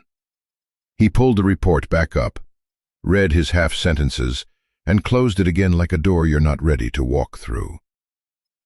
At 12:17, the house's heater kicked on with a familiar throat clearing. At 12:34, a neighbor's back gate clapped once. At 12:52, the train finally decided what town it was headed for. and blew a long, low note that held the kind of loneliness you have to be moving to withstand. At 1:03, Thor stopped pacing and stood perfectly still in the center of the room. Every muscle quiet, every sense lit. He turned his head himself, what home is, and fixed his gaze on the hallway that led to Daniel's small office. Daniel felt the hairs rise along his forearms the way they do when the body understands before the mind catches up. He stood, crossed to the office, and flipped on the lamp. The corkboard on the far wall had held a dozen kinds of days, shifts, school visits, birthdays he meant to remember. He cleared a space and found a pen, 2 columns. He wrote the headers like a man trying to sort weather. Found, ivy, crawl space, rabbit. The look on Mira's face when the room changed, the crosses. A word that can carry a girl. Not found. Why Thor barked in the car, why he didn't rest, why the air in that courthouse had felt wrong, even after the gurney rolled away. He set the pen down and pressed both palms flat to the desk, as if steadying a table in a shaking room. Thor sat in the doorway and watched him. No sound, no pressure, just that old, faithful presence that says, "We wait together." "Okay," Daniel said at last, voice low and even. He reached for the closet light, flicked it on, and ran a hand over the strap of the vest. He didn't take it down. Not yet. "We'll go back in the morning. We'll walk it clean. No calls, no noise, just you and me." Thor's body eased, not into sleep but into readiness, the kind of rest you can rise out of in a breath. Daniel turned out the lights. He sat on the floor with his back to the couch and felt the solid line of the dog at his side. The clock kept time. The house settled. He closed his eyes, not because he believed the night would be generous, but because he trusted the morning to come. In the thin space before sleep, he saw the courtroom again, the bench, the crawl space, the gavel that never fell. And just before Thor disappeared under the wood, he saw what his mind had skipped over all day, the dog looking for one small, precise beat, not at the bench, but somewhere else entirely, as if listening to a note the rest of them couldn't hear. Unfinished, he thought, and the word did not accuse him. It invited. By dawn, nothing had changed about the quiet street, but the choice had been made. They would go back. The courthouse looked different in morning light, less like a monument and more like a building that had been awake all night, holding on to other people's storms. Daniel parked a half-block away and cut the engine. The street was pale and empty, the storefront still deciding what kind of day to have. He sat for a moment with his hands on the wheel, listening to the tick. Yesterday, broad-shouldered, sleep still clinging to the corners of his eyes, looked up as they entered. "You two again," he said, not unkindly. "Courthouse doesn't open for another 20. "We're not here to bother anyone," Daniel replied, holding up his badge. "Just a walk-through." He had a hard night. The bailiff's gaze slid to the dog. Thor stood tall, but quiet, weight forward, the line of him a pencil stroke, pointing deeper into the building. "That right," the bailiff murmured, as if speaking to the dog would earn him the truer answer. He shrugged, the kind of concession men make to things they don't entirely understand. "Keep to the corridors. Appreciate it," Daniel said. They moved past the scanners, every sound amplified by the early hour, the click of Thor's nails, the hush of Daniel's boots on waxed tile, the soft breath that rose and fell from the dog like a tide. They passed courtroom 2B, the door, a memory more than wood, and turned left, then right, letting Thor draw the map. It wasn't dramatic. It never is, when a dog works from bone-deep knowing. He didn't pull the leash or whine for attention. He simply walked with purpose, nose low but not sweeping, pausing at intersections the way a man might pause to remember which childhood road took him home the fastest. As they crossed into the south corridor, the temperature seemed to drop a degree. Maybe it was the draft that always ran along that stretch of wall, or the way the sun failed to reach it until noon. Daniel felt the shift anyway, the same way you feel a pressure change before weather moves in. Thor slowed. He lifted his head. One step, another. Then he stopped so suddenly Daniel nearly took an extra half pace before catching himself. Courtroom D. The brass letter on the doorplate had dulled with years of fingerprints. The wood held the quiet authority of things that have seen too much and say very little. The hallway around it wore scuff marks, low on the baseboards, where carts and suitcases had tried to squeeze past one another without spoiling anyone's day. Thor did not move. He set his front paws square, shoulders leveled, ears forward, and slightly flattened. A posture Daniel had learned to read as there. The dog's nose lifted half an inch, and the sound came, a low, threaded whine, pulled from somewhere deep. Not panic, not frustration. A working sound. The same note he'd used in courtroom 2B, just before the world broke open. "Talk to me," Daniel said softly, because the voice matters, even when the words don't. Thor angled his head toward the seam where door met jamb, then lowered his nose to the baseboard. He followed the line of not a polite sit, a planted one. Daniel crouched beside him, and the little details leapt forward now that he knew where to look. The vent's screws were paint-capped except one, its slot chewed by a driver bit that didn't quite fit. The metal grill held a fur of dust, consistent everywhere but at the bottom edge, where a fingertip's worth had been disturbed, smudged into a pale crescent. The air slipping through was cooler than the hallway by a breath. He reached a hand toward the vent and stopped himself, palm hovering, the old, drilled-in guardrail of procedure rising like a hand at his chest. This was a public building. This was a structure of rules. You don't put a tool to a wall just because a feeling told you to. But the feeling wasn't his. Thor's nose touched his knuckles. A nudge, not a push. It carried the ghost of last night's pacing, the sleeplessness that had lapped at them both. It said, "Here. Here." Footsteps approached from behind, the bailiff again, coffee in a paper cup, the steam lifting and dissolving like the last of a dream. "You lost?" he asked, softer than before. Daniel rose. "Not sure yet." He tipped his chin toward the vent. "Today's docket?" The bailiff shifted, checked the clipboard he'd brought mostly out of habit.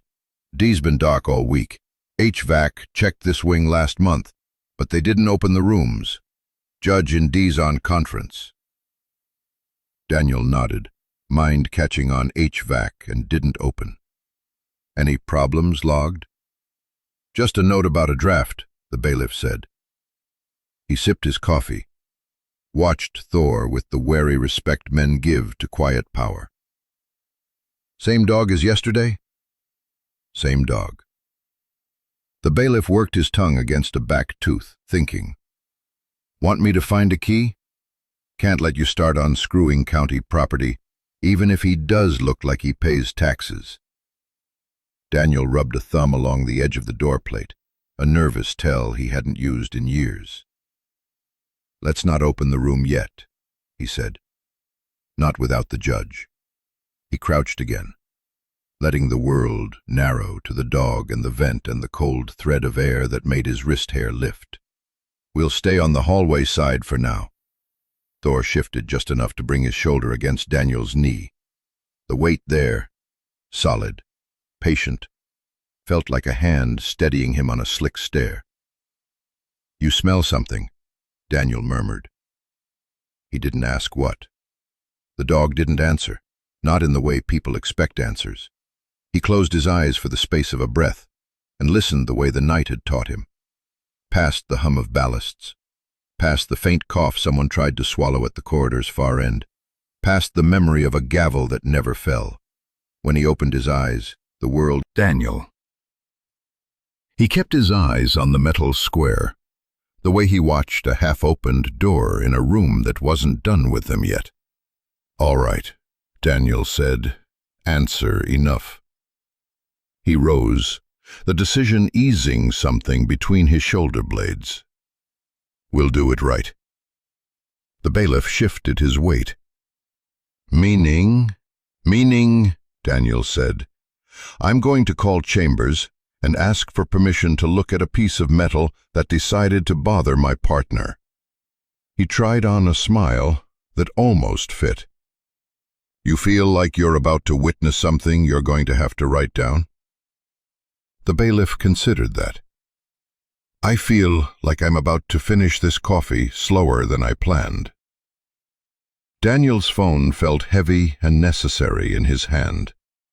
He stepped back from the vent, gave Thor a low stay, and pulled up a number Judge Monroe's clerk had given him after yesterday's chaos, a privilege he hadn't expected, the kind bestowed when people decide you aren't there to make a mess of things.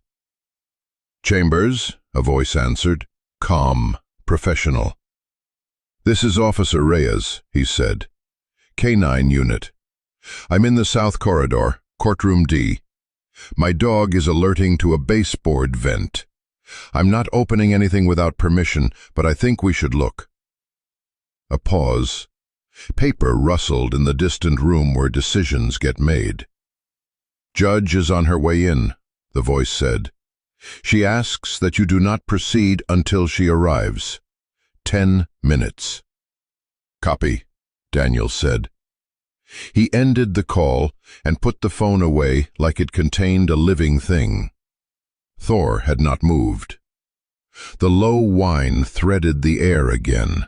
2 beats, then gone. Like a lighthouse blink, you start timing even if you don't know why. Daniel crouched to his level, palm on the dog's shoulder. "We wait," he said. "Then we see." He let his hand rest there a moment longer than necessary, feeling the tight, tuned readiness under the fur, the steadiness that had become their shared language. In that small, quiet space, he thought of Myra on the step, a folded letter, a word chosen not for grandeur, but for truth. Hope, bridges, rooms on either side. 10 minutes, Daniel whispered, "and then we'll cross." Down the corridor, a door opened, letting in a ribbon of colder air and the faint, familiar cadence of heels that knew this building's limits and mercies. Thor lifted his head toward the sound without leaving his post. He didn't need to look at Daniel to know which way they were going next. Judge Monroe came down the south corridor without hurry, as if the building itself had asked her to tread, said voice low. "You said your partner asked for our attention." Daniel gave a single nod. He did. Monroe's gaze slid to Thor. The German shepherd hadn't moved since they'd stopped here. Shoulders squared, nose toward the vent, eyes narrowed the way dogs narrow them when they're listening to something that isn't sound. A low thread of air seeped through the metal, cool against Daniel's wrist. "What are we looking at?" the judge asked. "Maybe nothing," Daniel said. Maybe something that doesn't want to be nothing? The bailiff cleared his throat and held out a small box of nitrile gloves pilfered from the first aid station. "Just in case," he said, "and I've got an evidence envelope if you need it." Monroe's mouth tightened, not with disapproval but with the old weight of protocol. "Photographs first," she said. "If we proceed clean." Daniel had come prepared for less and more than this. He slipped on the gloves, pulled his phone from his pocket, and took a slow set of photos, the grill from 3 angles, the marred screw whose slot had been chewed, the dust line scuffed into a pale crescent where something small, or someone's fingers, had disturbed it. He knelt to Thor's level and took one more picture because some records need to remember the witness too. "Ready?" he asked the judge. She gave a small, solemn nod. "If your partner is." Daniel looked to Thor. The dog didn't break his stare from the vent, but his tail gave one slow tap against the tile, permission as clear as any word. Daniel set the phone aside and drew a multi-tool from his pocket. The first screw resisted, glue of paint cracking in tiny white scars. The metal sang a thin, unhappy note. He worked slow, patient, catching each screw between forefinger and thumb as it came free. Dust loosened, rose in a pale veil, and the corridor light caught it. Small weather in a narrow world. When the final screw lifted, he pinched the grill's edge and eased it away. Cold air spilled out, older air, edged with the paper-dry scent of ductwork and time. He set the grill on a clean patch of tile and angled his head to look inside. A long darkness. The squared throat of the vent ran back only a foot before meeting a jog to the left. In the corner where dust should have matted to a felt, there was a small, smooth patch, like a place the wind had found and worried clean. Something else gathered there, color where there should have been only gray. "Flashlight," he said. The bailiff handed one over. Daniel lit the open throat and followed the cone of white to that corner. Blue, faded, but unmistakable, cloth. He slid 2 fingers in, with a whisper like a page turned in an empty room. He drew it out slow, inch by inch, until it lay across his glove. A small scrap of blue fabric, soft-edged from wear, edges rolled and stitched by a hand that had tried to keep it from fraying. Near the corner, ghosted by grime, a single letter showed itself when he tilted the light, an E, embroidered in tiny, careful chain-stitch. No flowers, no frill, just the letter enough to matter. Something in the air changed then. Not the temperature, not the light. The way a church feels when someone takes off his hat. Thor's chest expanded. The sound that rose out of him was low and deep, not sharp, not meant for warning. A growl that wasn't anger so much as claim. He shifted, planting himself between Daniel and the open hall, body angled toward the vent, toward the cloth, guarding. As if something small and long ago had stepped into their circle, and he'd put himself where he always did, between harm and the vulnerable. Daniel looked up at the judge. Monroe's face had gone still in the way of people taught to keep water in a glass during an earthquake. "Bag it," she said softly. Daniel nodded. The bailiff opened the evidence envelope with careful fingers. Daniel slid the cloth inside without letting it touch the air more than it had to, then sealed it. The paper made a faint tack as adhesive met adhesive, the quietest sound a door can make when it closes. "What do you think the E stands for?" the bailiff asked, immediately ashamed of how small the question sounded in the corridor. "We don't think yet," Monroe said. "We document." She took the envelope in both hands as if it had a temperature. Daniel watched her eyes trace the ridge of the folded corner. He knew the look. People who spend years with loss can't help cataloging the ways it disguises itself. Thor's growl faded to a hum that you felt more in your ribcage than your ears. He put his nose near the sealed flap and inhaled through his teeth, a dog's version of drawing a thing into memory. The hair along his shoulders lay flat again, but the muscles under Daniel's palm held a readiness that had nothing to do with fight. It was vigil. "Chain of custody starts here," Monroe said, voice steadier. "We'll have crime scene come pull the register and the duck to the jog. I want scans of the adjacent wall, and maintenance records for this wing for the last 25 years. She met Daniel's eyes. You don't walk into a courthouse to find a 7-year-old under a bench one day and a child's cloth in a vent the next. Unless the building has been asked to carry too much. Daniel's throat worked. "Yes, Your Honor. And officer," she added more quietly, "thank your partner." Daniel looked down at Thor. The dog stared back, then bumped his head into Daniel's leg. Doorframe cleared his throat again. "I logged the initial," he said, more to have a sentence than because anyone needed to hear it. He took out his pen, wrote the time, the location, and paused at description long enough for his hand to shake once. Monroe laid a palm flat against the wall just above the vent. It wasn't ceremony. It wasn't sentiment. It was a brief human gesture, like you might use to steady the shoulder of someone standing up from a pew. How many names can a place hold before it starts to forget its own, she murmured, not expecting an answer.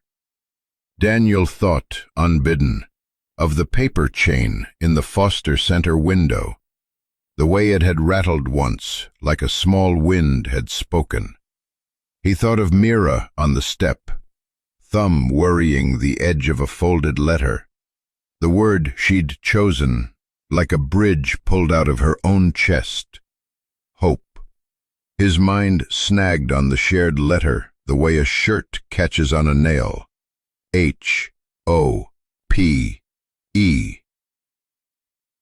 He didn't speak it. He let the coincidence sit without trying to tame it. He turned back to the vent and angled the light deeper. Nothing else obvious within reach. Dust, a fleck of plaster, a dead moth turned to feather. The darker jog to the left promised more while offering nothing. "We stop here," Monroe said. "No more hands in walls. Not until the team arrives." "Understood," Daniel said. He slid the screws into a small plastic bag from his pocket, labeled it with a Sharpie, and set the grill back in place without tightening it. Visible, honest, waiting. Thor relaxed a fraction, as if respecting the pause. Monroe glanced down the corridor. "I'll have Chambers issue a hold on this hallway. No traffic unless escorted." She turned to Daniel again. "You'll stay?" "As long as he asks me to," Daniel said, tipping his head toward Thor. The judge almost smiled. "Good." They stood that way for a time that wasn't long enough to be called long, and wasn't short enough to be mistaken for nothing. 3 people and a dog around a square of old metal and new air. The building held its breath. Outside, a late bus sighed at the corner and moved on. Somewhere a copier warmed up and began its patient work. "Officer," Monroe said, finally, softer. "You ever notice how some truths whisper before they speak?" "Every day," he said. She nodded once, as if that was the answer she'd been expecting all along. Then she turned, evidence envelope at her side, and walked back the distant lobby ticked out a count that didn't belong to either of them. "E," he said quietly, the letter small in his mouth. "We heard you." Thor's tail touched the tile once, the softest metronome. Something had been taken out of the darkness and given a name's first bone. It wasn't enough. It was more than nothing. In the old calculus of rescue, sometimes that's the step that moves the world. They waited there, man and dog, guarding an absence that had finally shown its thread, listening for the rest of the story to find its way to them. The records room lived in the courthouse basement, where grandeur never reached. No marble, no echoes, just concrete walls painted the color of old paper and metal shelves that hummed when the air conditioner kicked in. It smelled of dust and toner, like rain that hasn't fallen yet. Daniel signed the log, nodded to the cardiganned clerk who knew the building's memory by heart. "Case type?" she asked. "Family court, early 2000s, Jefferson County." "Name?" He hesitated, not sure. Might be a custody calendar, following a thread. She'd heard stranger. "Let's start with dockets." She pointed to a table with a scanner and a box labeled Microfiche Family. Thor settled at Daniel's feet, off-duty but alert. Daniel spun the microfilm dial until a name emerged. Courtroom D, custody hearing, minor, Gardner, E. The E hit him like memory. Chain-stitched cloth, stubborn and small. He noted the docket number. The week's calendar showed nothing unusual before, just an abrupt, continued closed after. No reason, no resolution. The clerk returned with a gray archival box tied in cotton. A red tag read Sealed Order of Court 2001, Judge Klein, retired. She peeked just enough to list the index: petition, guardian report, partial transcript, Exhibit A, redacted. Daniel searched the old terminal. Eloise Gardner, age 6. One family court hit, one in missing local. Disposition, unresolved. Judge Monroe arrived, untied the box, read, and stopped mid-motion. She handed Daniel the folder. Minor child, E.G. Half the summary was redacted. What remained was stark.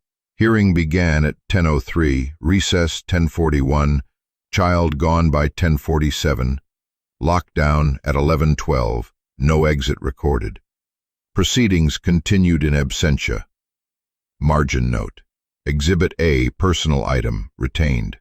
No description. "I was here," Monroe said. "We heard a rumor. A lost child, not abduction. Told to keep our rooms moving. We did." She ordered the index scanned and the file petitioned to unseal. Thor's nails clicked once. He angled toward the stairwell like he knew. "You found cloth with an E. The file says Eloise. That's a pattern." Daniel agreed. Monroe began writing orders.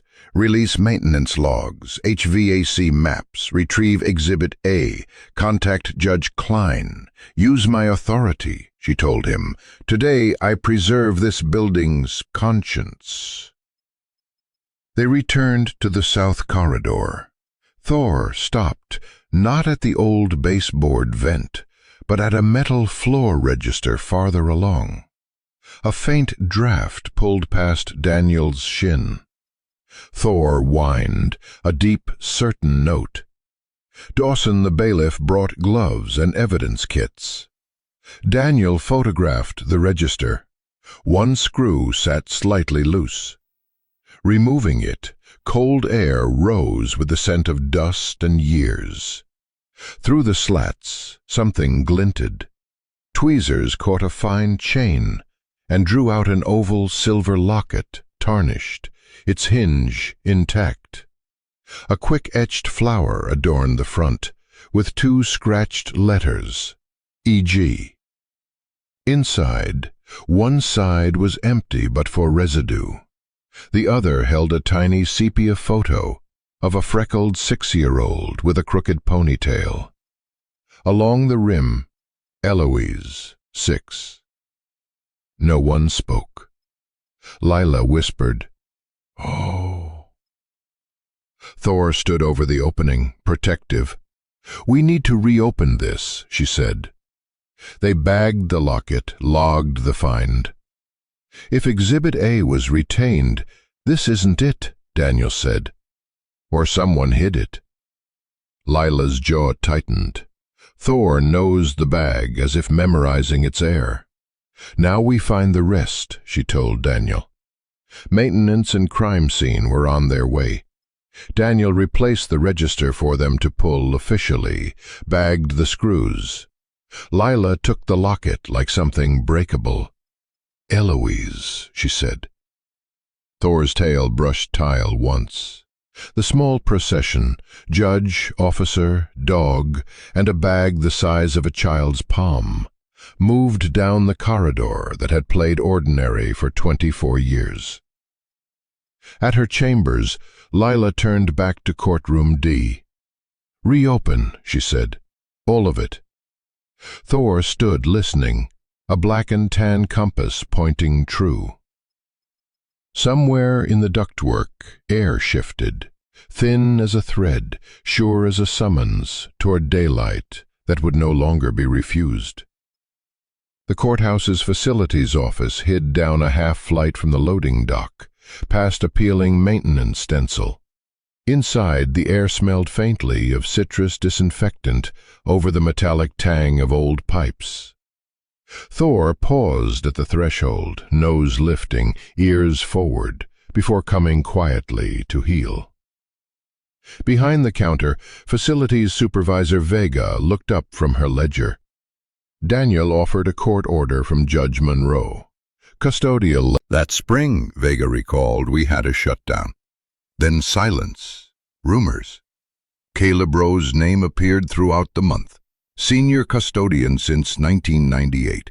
He worked the South Corridor regularly and preferred to work alone." In the personnel binder Vega retrieved, an incident from April 17th noted, "Found locket in corridor near D, placed in lost and found." No receipt existed. Daniel showed Vega the locket, recovered recently from event. Her reaction was sharp. "There it is." "Where is he now?" Daniel asked. "South Corridor, swing shift." Daniel declined to summon him, instead requesting copies of the route sheets, time card, and incident note. Vega complied. The South Corridor's air carried a faint metallic taste. Light slanted low along the baseboards. The squeak of a mop wheel drew them toward courtroom D. Caleb Rowe worked with his back to them, moving the mop around a floor register like a man polishing stone. "Mr. Rowe," Daniel said. Caleb finished his pass before turning, same face as his photo, but paler eyes. He noted Daniel and Thor without surprise. "We're reopening an old matter," Daniel said, "from 2001, courtroom D." "That was a long time ago. Paper says you were here longer." When Daniel mentioned the vent draft he'd logged and the missing locket, Caleb's grip on the mop shifted almost imperceptibly. "It was in the duct," Daniel said. Silence stretched, filled by the courthouse's small background noises. Caleb finally spoke, voice flat. "You and your dog going to fix it?" "No. We're going to tell the truth about what it is." "Some things ought to stay where they're put," Caleb said at last. Thor's posture shifted, alert, protective. "You talking about dust or children?" Daniel asked quietly. Caleb's answer was evasive. He moved past them, murmuring, "When people dig, they find bones they don't have stomach for." Then he was gone, cart squeaking down the hall. Back upstairs, Judge Monroe signed a limited scope warrant, basement level, south wing, custodial storage. "Photographs first," she instructed. The freight elevator delivered them to a cold, concrete corridor. Vega unlocked the janitor's closet, neat, shelves in order. Thor paused, then moved inside, circling methodically. In a corner, he stopped, nose to the seam where linoleum met wall. Under flashlight, the tile pattern didn't align. Dawson photographed the area, the lino lifted to reveal plywood cut in odd squares, nailed and painted over. Beneath, a shallow cavity boxed in with rough wood. Dust swirled in the beam. Inside lay a gray, frayed blanket. A small pink child's shoe worn smooth. Daniel crouched beside Thor. There will be more for you later. We'll do it right.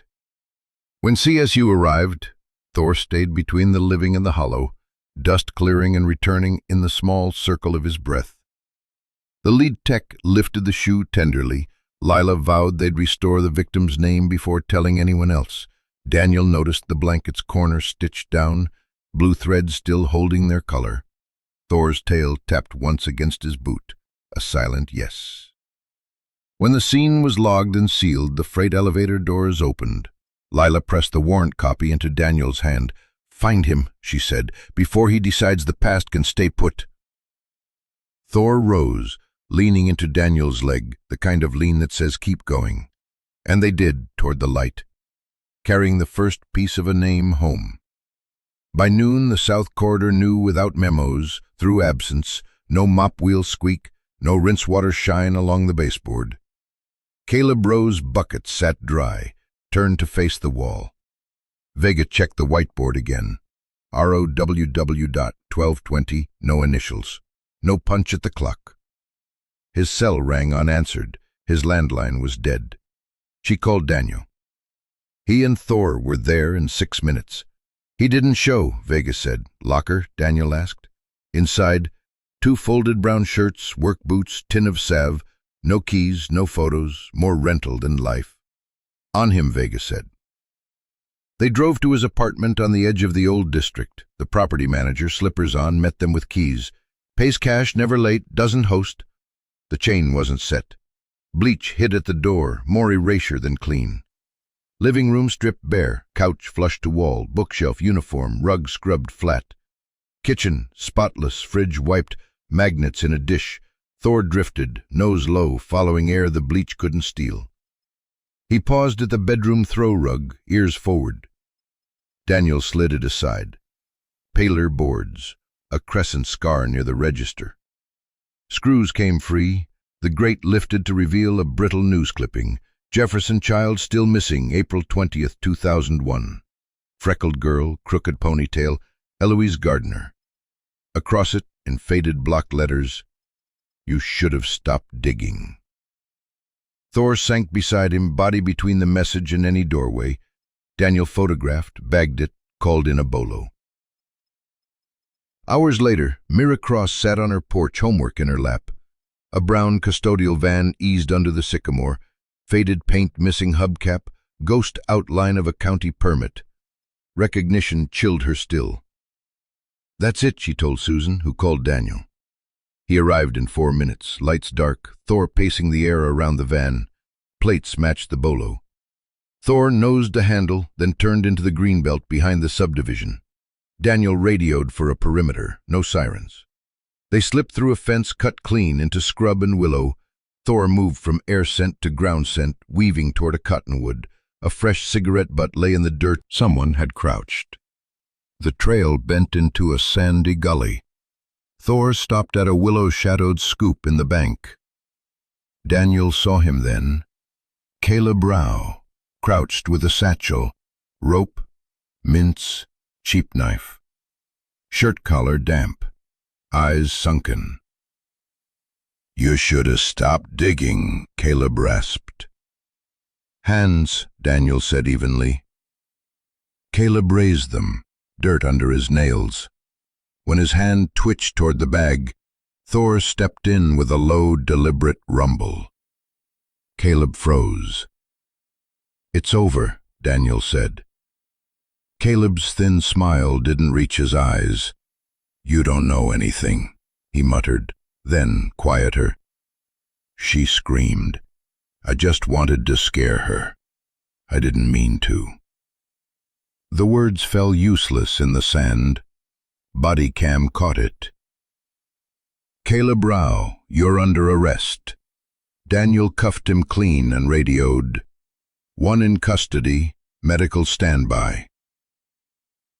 Paramedics brought water. Caleb drank without thanks. Thor leaned into Daniel's leg once, then watched as Rao was led past the van, now evidence. Daniel rested a hand on the cruiser's glass before shutting the door on him. "We tell the truth," he'd said. "We bring her out of the dark." As they drove away, the van sat under the sycamore like a bad idea that had reached its limit. Thor's tail lifted and fell once at Daniel's touch. Simple as breath, old as loyalty. Justice, the steady kind, had begun. They chose a quiet hour, late afternoon, when the courthouse stone warmed to the color of honey. A small easel waited by the south entrance, a white cloth draped over a bronze square. No banners, no speeches planned, just a microphone, folding chairs in a crescent, and a handful of people who understood why they were here. Judge Lila Monroe came without her robe, in a dark suit, glasses resting on her collar. Susan and Michael Cross sat in the front with their daughter Myra, hair tied back with a sky-blue ribbon. Daniel Reyes stood with his hand on Thor, the German shepherd whose badge patch caught the light. Lila spoke softly. "We're not here for speeches. We're here to make a promise visible. A building can forget. People shouldn't." She called Daniel and Thor forward. Together they drew back the cloth. The bronze gleamed. Eloise Gardner, a child never forgotten. Found, named, and brought into the light. No one clapped. You don't clap for graves. Myra rose, letter in hand. She read to Eloise how she'd felt her presence under benches, in cold drafts, in a scrap of blue cloth, in a silver locket. A dog noticed first. See. That night, Daniel's apartment felt different. Thor drank, lay down in his old spot by the window, and exhaled as if setting down a long-kept watch. Daniel sat with him in the quiet, hand on warm fur, feeling the rhythm of a dreamless heart. Later, he wrote in his notebook, "He sleeps. Mission complete without trumpets." Morning brought no sirens, just ordinary light, the knowledge that the plaque shone in its new place, and the rare peace of a house at rest. The retirement was simple. A Tuesday morning, precinct yard swept clean, a folding table with a cake that read, "Thank you, Thor." The chief said, "You did more than find. You reminded us how to listen." A last call went out over the radio. "End of watch. Thank you for your service." Thor stood with solemn patience, wearing his vest now stitched with a small patch. Retired. Daniel knelt to his level. "Good boy." The day went on. New mornings came. No gear laid out, no perimeter walks, just river paths. Leash slack.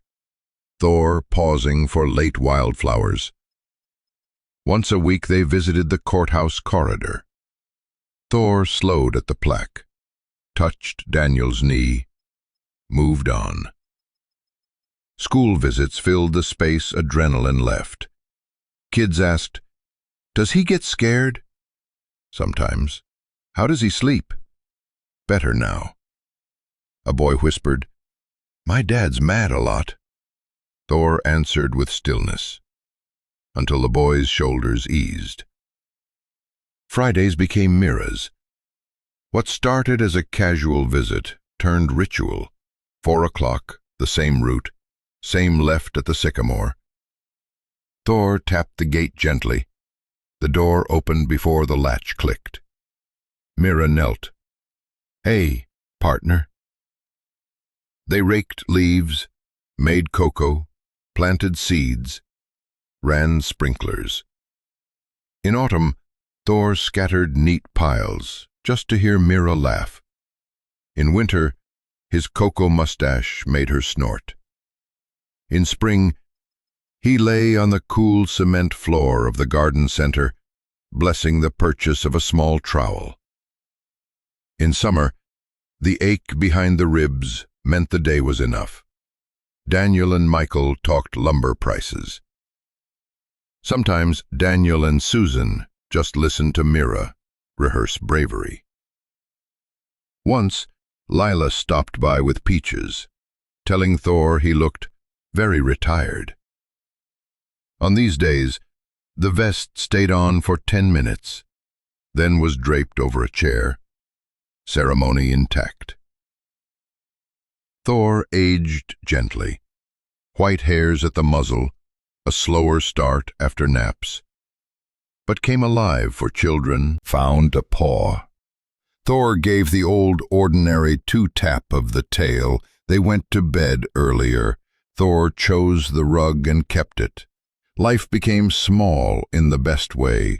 Porches, classrooms, a plaque that caught light even on cloudy days. On the next Friday, right on time, Thor tapped the gate, gentle, and the door opened before the latch remembered its job. By the time the bell's echo faded, Jefferson Elementary had found its morning shape. Backpacks slouched on hooks, sunlight pooling on the reading rug. A paper banner over the whiteboard read, "Heroes in Our Lives," in marker that bled at the edges. Mira sat up front, note cards fanned in her lap, ribbon the color of river water tucked behind her ear. At the door, Daniel stood back from the coat tree. Thor, vest on with "Retired" stitched neat above "Visitor," settled at his side, ears soft, tail tapping once like a heartbeat. Ms. Patel's bell chimed. "Friends, we have a special presentation." She looked to Mira. "This is Officer Thor," Mira said, letting Officer linger. "He's retired now. He doesn't talk, a ghost smile, but he listens better than most people." She told them about the day he ran into a courtroom because something was wrong, about the kind of quiet that hurts. He didn't do it for treats. Some things are just inside. Hands rose. "Can he smell lies? Does he eat bacon?" She answered with warmth, glancing at Daniel when she blamed him for accidentally dropping bacon. Then she showed them what listening looked like, kneeling so Thor could match her breath. The class lined up, each child placing a hand. Thor accepted every touch, tail slow when hands trembled. One boy hung back. "He won't like me." Mira stepped aside. "He can like you from there." After a long pause, the boy pressed a palm to Thor's vest. Thor held still, letting the boy be the event. "People think heroes are loud," Mira told them. "Sometimes they're quiet enough that you can hear yourself." Daniel took a few questions. "How do you make your body do the listening shape?" a girl asked. "You stop trying to fix," he said. "You breathe with them until their breath gets steadier." The bell rang. A girl pressed a gold star sticker into Mira's hand. Mira stuck it under Thor's vest, just for them. In the hallway, Daniel said, "You were good in there." Mira's smile was small but proud. "I had help." That afternoon, at the Jefferson Youth Center, Daniel signed the sheet. Angela, the counselor, top of his head. Thor half closed his eyes. Her fingers trembled. His tail brushed the carpet. Tears came quietly without asking permission.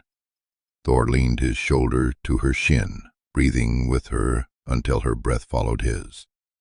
"They don't like me," she whispered. "They do," Daniel said.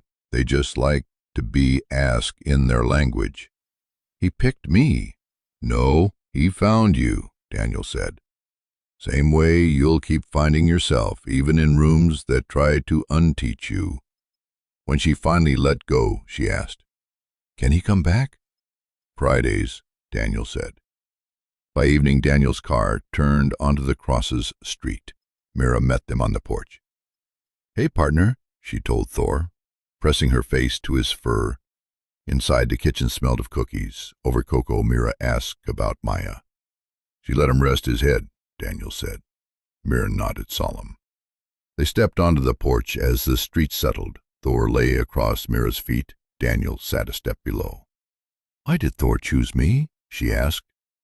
"I don't think he did," Daniel said. "I think he found you, like you found Ivy, like good people find each other." "What if I hadn't been there?" "Different day, same gravity. He's a tide. You find shore without a map." "I didn't do much," she said. "That's not nothing. Listening is never nothing." She traced the patch on Thor's vest. "Do you think he knows he changed things?" "He knows when breath comes easier," Daniel said. "For dogs, that's the same as knowing." "Do you wish he wasn't done with the big work?" "Sometimes, but I don't miss what it cost. He's earned smaller circles." "Smaller circles can still be important," she said. "Like Fridays." They listened to the neighborhood's small sounds, screen door, distant guitar. Mira laughed when Thor sighed. "He doesn't try to fix you," she said. "He just stays." "Me too," Daniel said. "Thanks for bringing him on the days that aren't special," she added. "They're my favorite." When it was time, Mira tied her shoelace, kissed Thor's head. "See you Friday." At the corner, Daniel reached back, touched Thor's paw. 2 taps of the tail, a promise kept.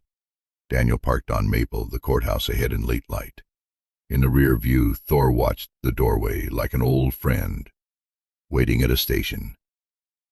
"Just a walk," Daniel said. Thor thumped his tail once. They didn't use the canine bay anymore. The vest, retired, stitched over visitor, stayed folded in the back. He clipped the leash anyway, a reminder of what hands are for. Inside, the lobby smelled faintly of paper and pennies. The guard nodded them through. The south wing seemed to expect them, floors polished, fluorescents humming. Thor's gate clicked once at the start, then smoothed. He wasn't searching now, only remembering. Vega appeared with a "you." Daniel said they'd been busy with cookie diplomacy at schools. She waved them on. At the remembrance wall, the bronze plaque waited. Eloise Gardner, a child never forgotten. A vase of carnations, a folded note in a child's block letters. Hi. Daniel pressed his palm to the cool metal until warmth rose from within. Peace, not closure. Hey, kid. He murmured. Thor sat beside him, present. Judge Lila Monroe arrived, greeting Thor as Officer. She spoke of strangers pausing here, of dreaming the building could exhale. It can. Daniel said. They shared small courthouse news before she left, as gently as she came. Daniel knelt, hands in Thor's ruff, noting the white at his muzzle. Images surfaced. A ribbon after rain, a locket, a plaque, a dog finally sleeping. "All right," he said. We're good. They took the long way back. Vega met them with tea. Outside, sparrows argued in the hedge. Daniel left without looking back. He knew what the building looked like when it breathed. At a light, he reached for a paw. Thor answered with 2 taps. Home meant a porch that knew their steps. Mira and Susan waited with cookies. They sat together. Daniel, Mira, Thor. while porch lights came on and crickets tuned. Mira offered Thor his plain biscuit. Daniel gave him half a cookie. For services rendered. Tail thump. Message received. Mira asked about the plaque. Daniel said Vega thought the building breathes easier. Means it was holding its breath for a reason, She said. They let the quiet settle. Thor sniffed the air, found nothing urgent, and lay back down. She asked if dogs feel what we feel. They don't need to. Daniel said. They just know.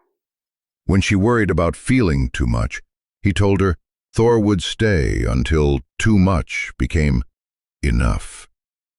She admitted that in class, his visits straighten a tilted room. That counts as knowing. Daniel said. Later, she asked if trusting Thor more than himself had scared him. I was scared of ignoring him. He said. I've been more wrong thinking I knew than letting the right creature lead. The plate emptied.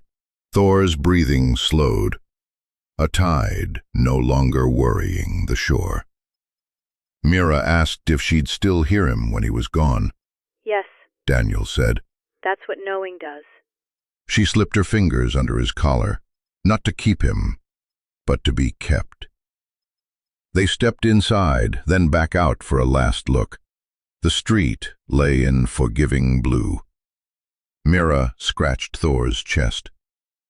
Good night. Fully at rest, Daniel tended to small chores, then opened his notebook. Not a journal, just pages that knew. He wrote about Lila, without her robe, Vega's keys, courtroom D, looking like a room, not a wound. He wrote peace and left it. He ended with, the greatest rescues don't always happen in danger. Sometimes they happen in silence, when someone finally listens. Thor twitched in a dream. Daniel hoped it was full of children and porch crumbs. A message came from Susan. Mira says she can hear him on days he's not there. He replied, that's what knowing does.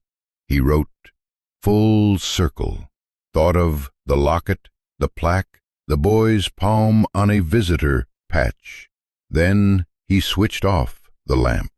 In the dark glass, man and dog sat in easy outline. Good night, partner, he said. 2 tail taps answered. The room kept its promise of quiet, and Daniel let it finish what it had started.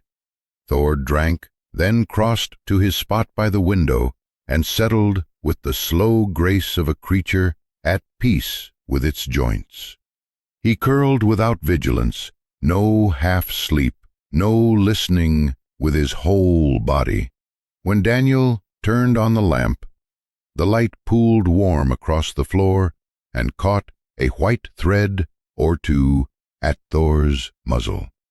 The dog sighed, the kind that empties a house of its leftover static, and closed his eyes as if the night belonged to him and always had. Daniel moved through the small rituals that make a day end clean. Dishes rinsed and left to air dry, a quick wipe of the counter, the vest folded along its seams. He lifted the shadow box from the shelf, collar tag, paw cast, unit patch, and dusted its glass with the cuff of his sleeve, thumb pausing over the faint smudge in the corner where he always rested it. The badge inside caught the lamp and gave it back as a softer shine. On the desk, the notebook waited. He never called it a journal. He didn't have to. The pages knew. The elastic strap had gone limp from use. The pen sat across the top, like an invitation that didn't mind being ignored. He pulled out the chair, sat, and listened, just long enough to hear what the room had to say first. From the rug came the steady sea of Thor's breathing. Beyond the window, a car door thunked to a close, and a voice said, "Good night," without needing an answer. The courthouse existed a few blocks away, stone and shadow and a square of bronze on a south wall. But tonight, the date. He waited a beat, let the ink find its own pace, and began. We went back today. He paused, crossed out today, wrote this afternoon, because accuracy matters even in private. Touched the plaque. The metal was cool, and then it wasn't. He wrote about seeing Lila without her robe, about the way she said, "Officer," to a dog whose work now lived in school gyms and backyard gates. He wrote about Vega's quiet keys, the baseboard draft that meant nothing but air, the way courtroom D had looked like a room and not a wound. He wrote, "Peace." Surprised at his own steadiness and didn't cross it out, he kept going. Jefferson Youth Center.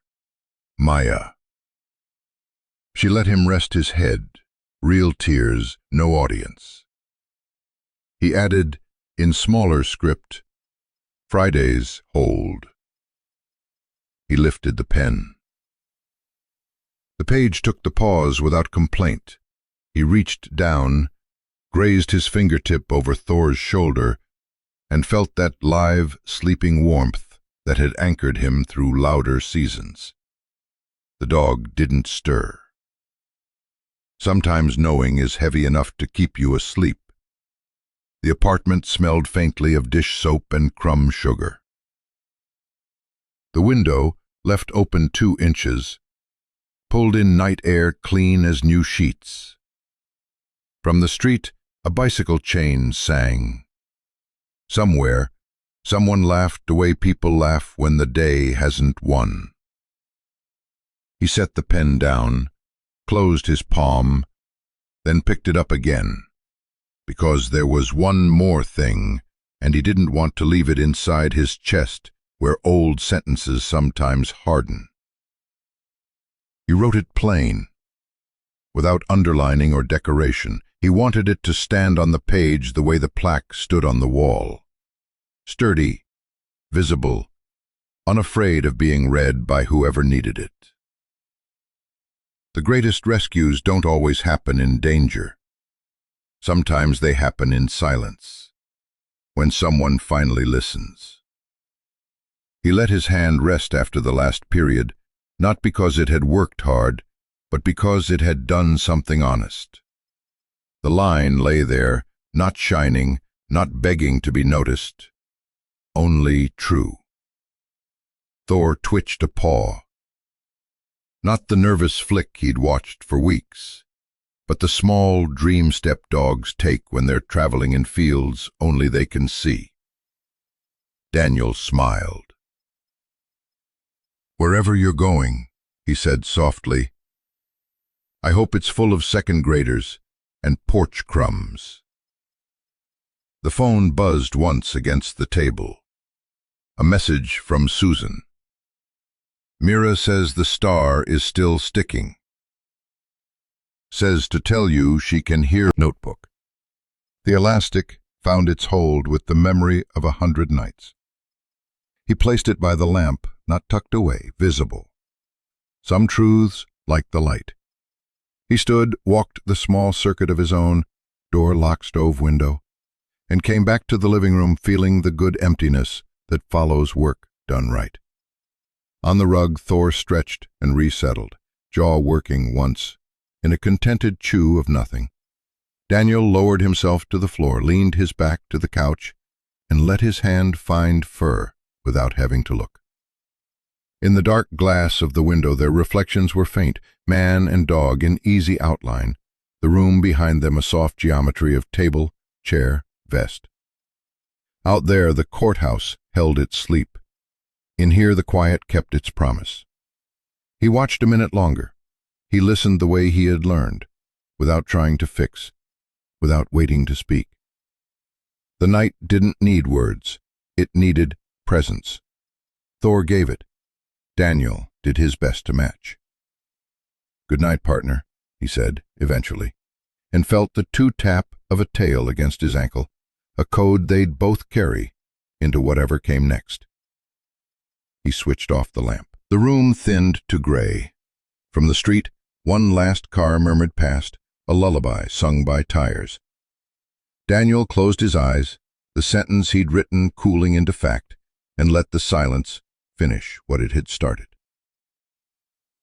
In the end, what stays with me isn't the headlines, it's the quiet things. A shepherd's steady lean, a child's breath evening out, the way a good dog carries our worries without being asked. German shepherds have a particular kind of loyalty, calm, watchful, unshowy, that reminds us love doesn't need speeches. It just shows up, sits close, and stays. If this story stirred something in you, maybe give a gentle resource a try, not a gadget, just time well spent.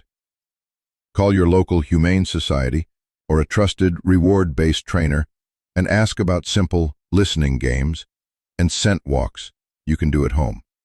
They'll know where to start, and it won't feel like homework. Just more ways to be together. However you go about it, I hope you and your dog find a little more of that easy porch light peace.